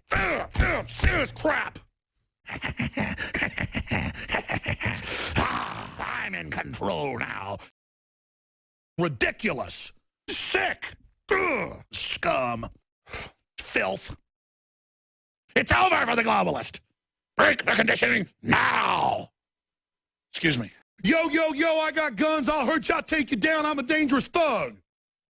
If we want to call Hillary Clinton a lying, demonic, corporate witch, we can do it. You got that, Hillary? Sick of your crap. Hey, can you hear me? Yeah, of course I can hear you. I just went to you. Yeah, so first off... Super male. My weight loss accelerated. My muscle mass increased. I'm angry. I'm not a slave. I've broken the conditioning. It doesn't work on me. It was a summer of heaven and a winter of hell. I'm just a little old man. And he goes, ice cream. Google Warren Buffett's name and click images, almost every image, and he goes, ice cream. I'm a patriot. You people are part of a fruitcake cult. Do you understand that? Get it through your heads. Its face is turning blue, and those little eyes are bugging out of that snot-nosed face. You want to fight? You're getting it. You will die, not us. I know I'm evil, but I try to be good, and I hope God forgives me. In every century, there's war. Hundreds of thousands of people killed. In every century, people get married. The current marriage rate is at its lowest point in a century, and it's dropping. In every century, people make a living. In every century, people are surprised that it still goes on the same way. We keep waiting for some radical transformation of the human condition.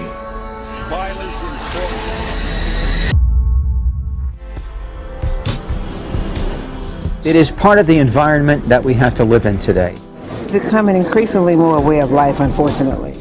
This comes as 2017 is on pace to become a record year for terrorism arrests and suicide attacks.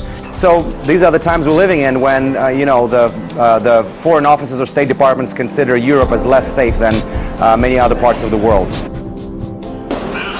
America, the country, is as divided as it has been in 150 years since the Civil War. All right, hold back. Here we go. We had this sort of behavior we're seeing now, but I agree with you that not since then have we seen anything on this scale. If you can't have the government guaranteeing the safety of speakers, then we have lost one of the fundamental uniting elements of our society.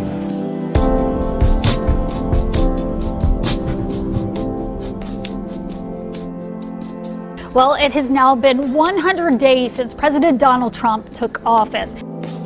This is a president, since inauguration, has had a protest happen every week. And the behavior you're seeing, and not just in the demonstrations, but in the rhetoric of well-known people, it's beyond anything I've seen since back in the 60s. It's literally deranged. The first 100 days indicate the type of chaos and turmoil we will be in civil society if we continue down this pathway. There was a time when you would know people from different classes. It's very difficult to think of a time like this one, that there's so little interchange between the two. In the United States, those who hate Donald Trump don't know those who love him. Can we salvage a functional nation out of two groups who increasingly despise each other? It's a real question. And I travel between the two countries, and it is inappropriate to criticize him in one,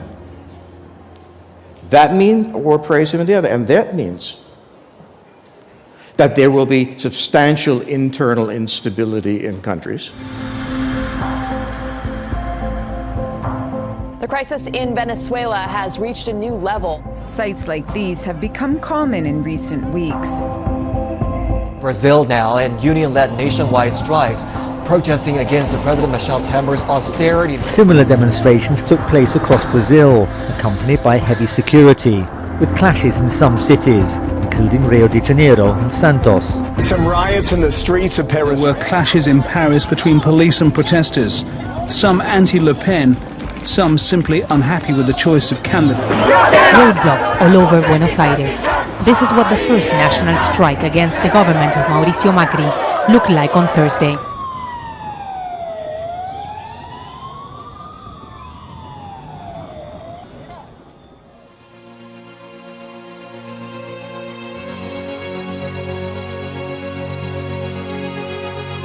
For decades, California has been the promised land for Europeans hoping to make it big, and many have. Arnold Schwarzenegger, Jean-Claude Van Damme, Dolph Lundgren, you name it. Half the continent's moved here and thrived. If you have the look and are hungry for fame, California is the promised land, or was. Bill O'Reilly, fired by Fox News after a string of sexual harassment accusations. Caution, you are about to enter the no spin zone. No spinning it tonight. The king of cable news dethroned. We are now getting word that co-president Bill Shine has stepped down. Roger Ailes, Bill O'Reilly, and now Fox News co-president Bill Shine. Ailes and O'Reilly gone after accusations of sexual harassment. Shine resigning today amid claims he enabled and covered up some of the alleged abuse, accusations he's denied. Inside Fox News this afternoon, staff was stunned to hear of O'Reilly's firing, especially as the network's bosses seemed to praise him as they pushed him out the door. By rating standards, Bill O'Reilly is one of the most accomplished TV personalities in the history of cable news. After rumors took off that he might be the next Fox host to leave the network. All the lies you've heard about me are not true. But this morning, Fox is a quickly changing channel. In the last year, the network losing almost all of its biggest stars. Caution, you are about to enter the no spin zone. Including Bill O'Reilly, Often around this time of year, I grab some vacation. Megyn Kelly, Greta Van Susteren, and even top boss Roger Ailes. Now another major shakeup in the executive ranks. Worldwide leader in sports, ESPN delivers a knockout punch to about 100 employees today. For years, it has been the world's biggest and most profitable sport media company. Money was there to satisfy Texas. ESPN announced changes, quote unquote, to its talent lineup. Reports 100 on-air staff are going to be laid off. A lot of folks talking about this because this is quite a big layoff situation. ESPN announcing today that IU graduate and Carmel native Sage Steele is out.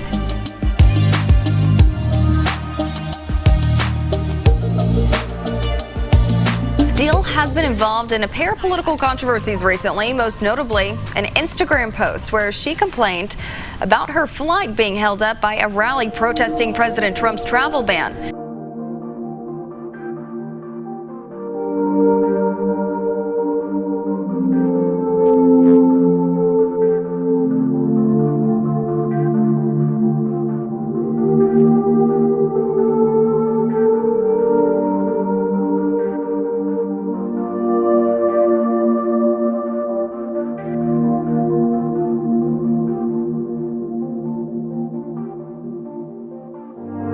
Fabio is an Italian-born model and actor. He just became a U.S. citizen last year.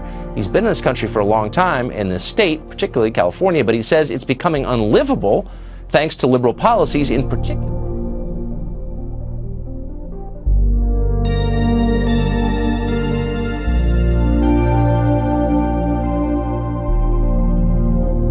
Thank you for having me. Yes, California, is a mess. It's like coming from Europe. I already saw this movie before. So, instead to take the sides of the law enforcement, Governor Jerry Brown took the sides of the criminal. And, he's the champion of Proposition 57. He went on TV and talked about then he's going to release some, non-violent criminals because California has no money and cost about $100 million to keep these people in jail.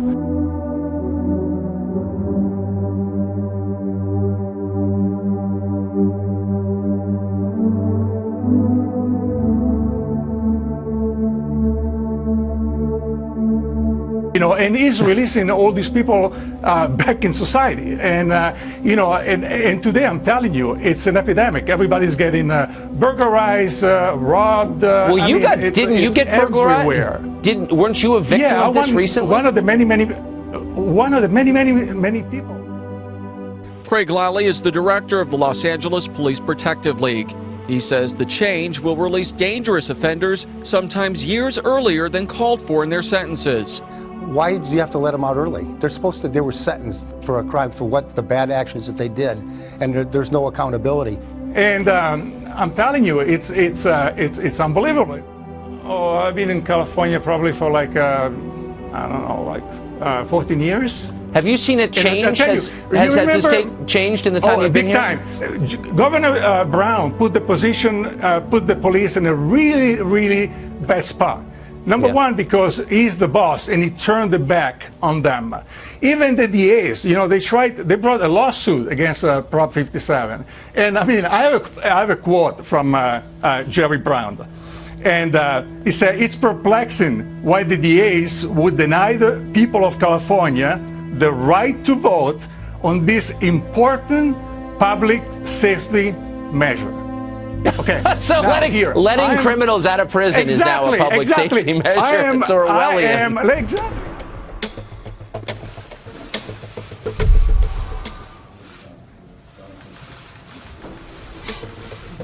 Is this perhaps a ripe opportunity for some kind of regional peace deal?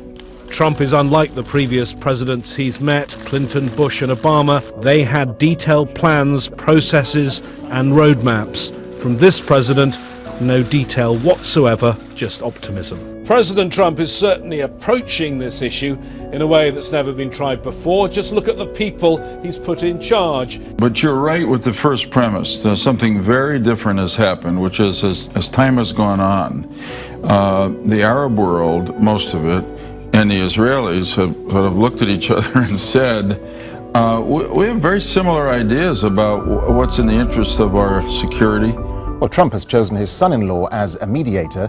Jared Kushner will try to broker a peace agreement in the Middle East. It's no secret that there's a lot of quiet interaction between Israel and the major Arab powers. Is important because this gives to Israel an extra incentive. Okay. Not only you sign peace with the Palestinians, you also by that create peaceful relations with the rest of the region. And I want to support you in being the Palestinian leader who signs his name to the final and most important peace agreement that brings safety, stability, prosperity to both peoples and to the region. But everybody also runs into the same problem, which is these two parties don't trust each other at all, and have a long history of not being able to get this done. That record flooding in the Midwest, rivers... So you're breaking the record? We are. The all-time record, correct. Parts of Missouri has surpassed historic levels. Climate change is accelerating. Across the world, we see conflict tearing societies apart, humanitarian tragedies of unprecedented scale. Could we see some progress towards that? I think that's possible. Again, how that will play out now remains to be seen.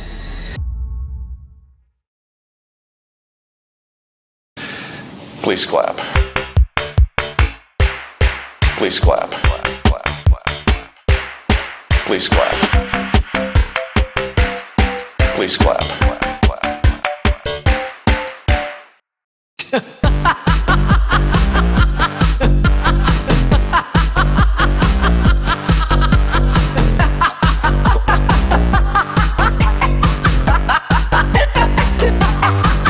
Look, we came, we saw, he died. We came, we saw, he died.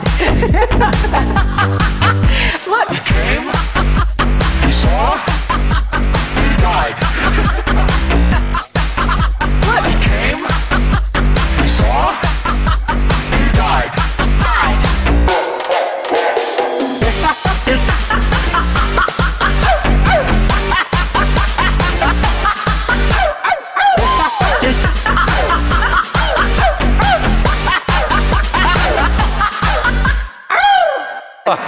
It's not a laughing matter. I take it really seriously.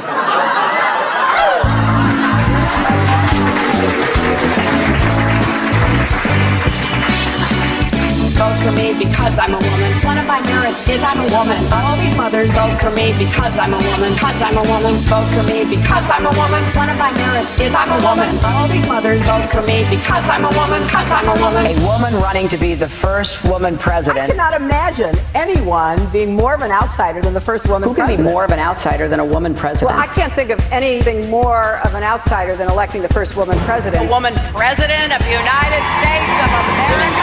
Women, women, woman, women, women, women, women, women, woman, woman, women, women, women, women, women, women, women,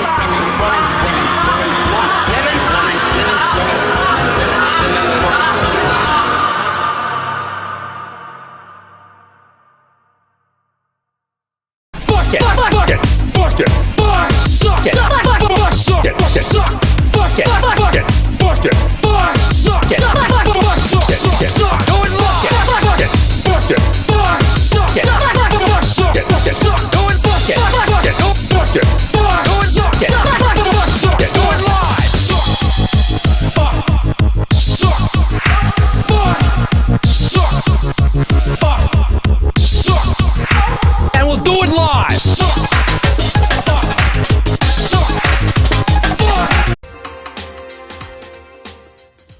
George Soros is the world's most famous investor and speculator. It was his fund that earned in excess of $1 billion when he bet against the British pound in 1992. But he is more than just a money manager with one of the best track records in history. He is also a noted philanthropist whose gifts include a fund to prevent Russian nuclear scientists from selling their knowledge to a donation to help the children of war-torn Bosnia. Through his Open Society Fund, he has set up foundations throughout Eastern Europe with the hope of assisting those countries towards more free and democratic societies.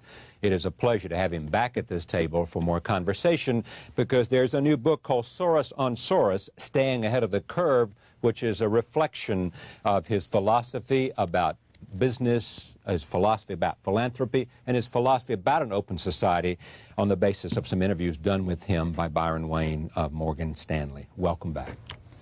Let me first talk about the Eastern Europe. Sure. Give me your report card on what you think both your own foundations have been able to accomplish, and how the political and economic situation is there in terms of Poland and Hungary and Czechoslovakia. Well, it's very mixed. I think that a great opportunity to move that whole region towards what I call open societies has been missed. And there's now, in many places, a tendency to develop some new form of totalitarian regimes.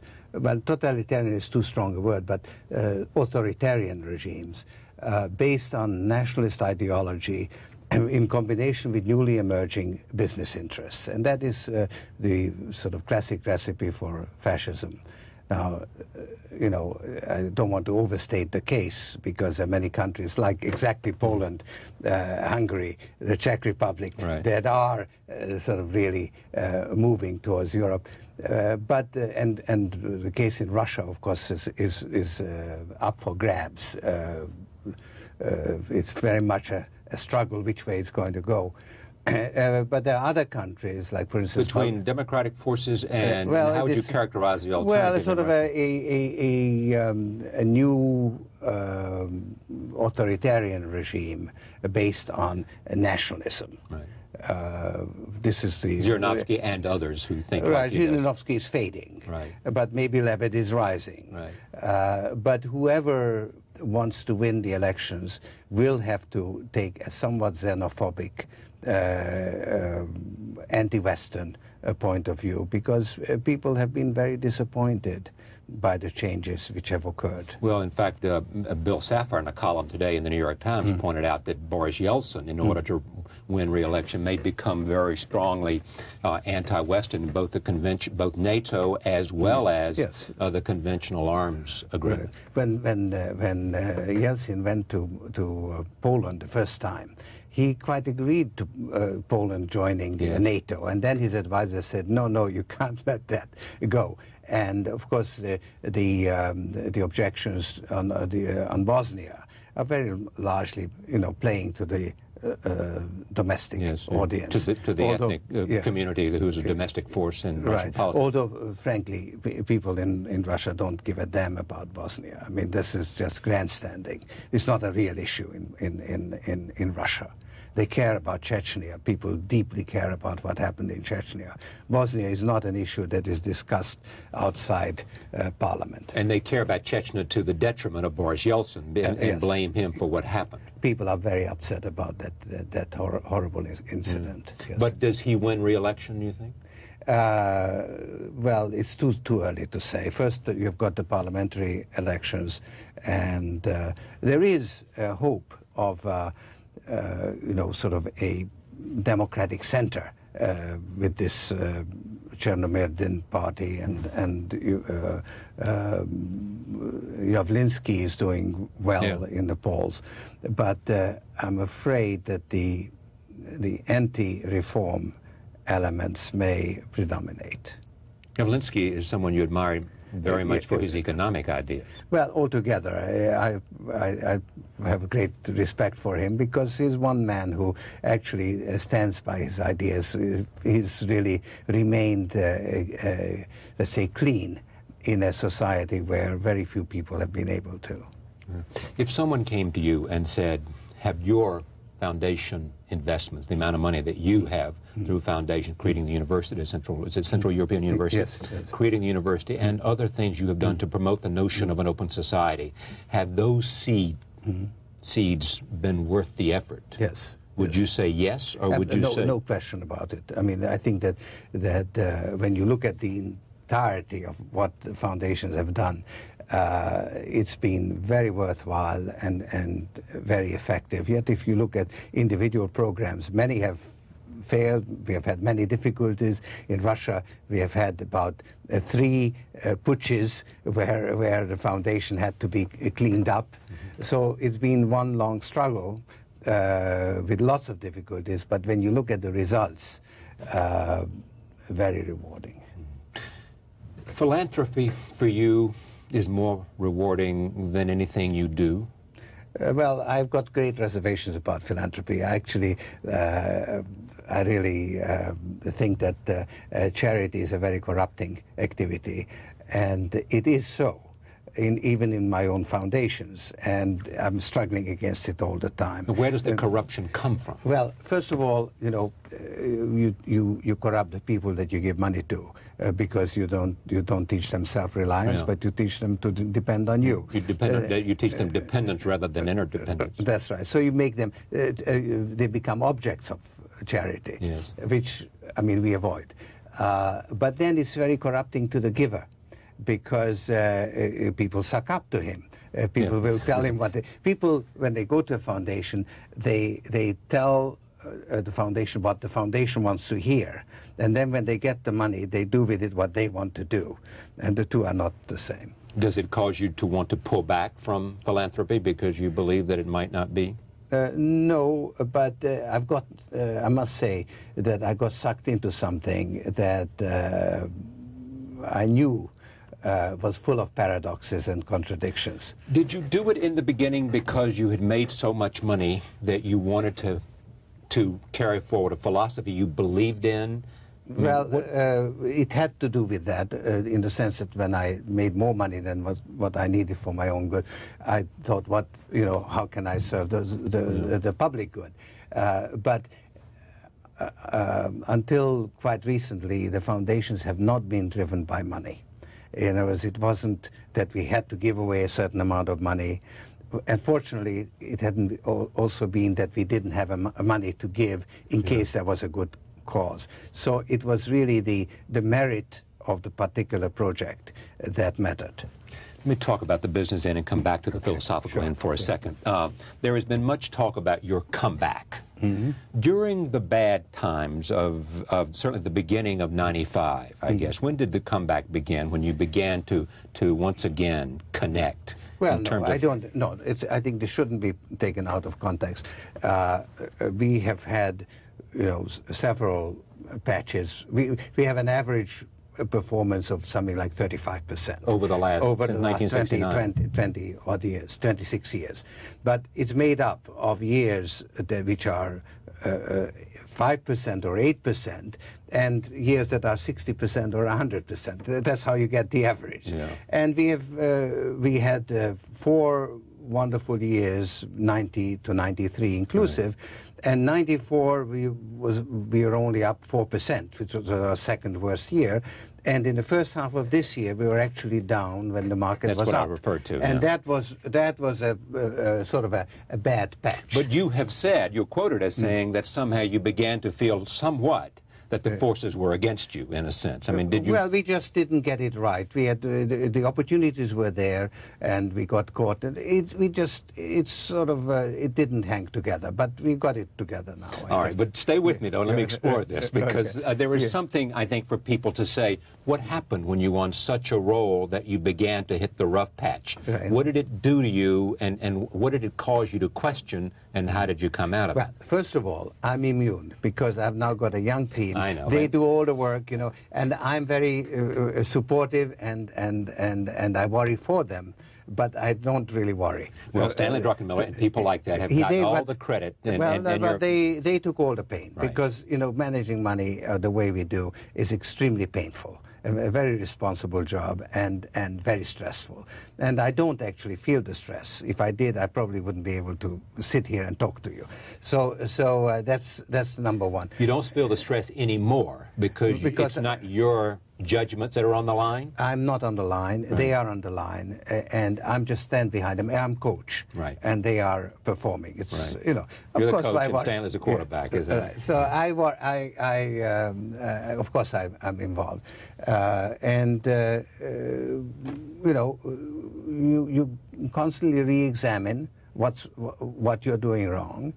and you slowly, you tentatively get things right, but you can't really get a dynamic going until you have a little profit under your belt, because it's very different when you're risking your principal than when you're risking your profit. So that's how you get these runs, when you get it right, and then you can risk more and make more money. When you have lost it, when you are doing poorly, you've got to retrench. And even as you get it right, you don't get the performance until you can do it on a larger scale, because risking your profit, you see, is much easier. It's less terrifying than risking your principal. Yeah, I mean, the reason we have such a good record is because we never lose our principal.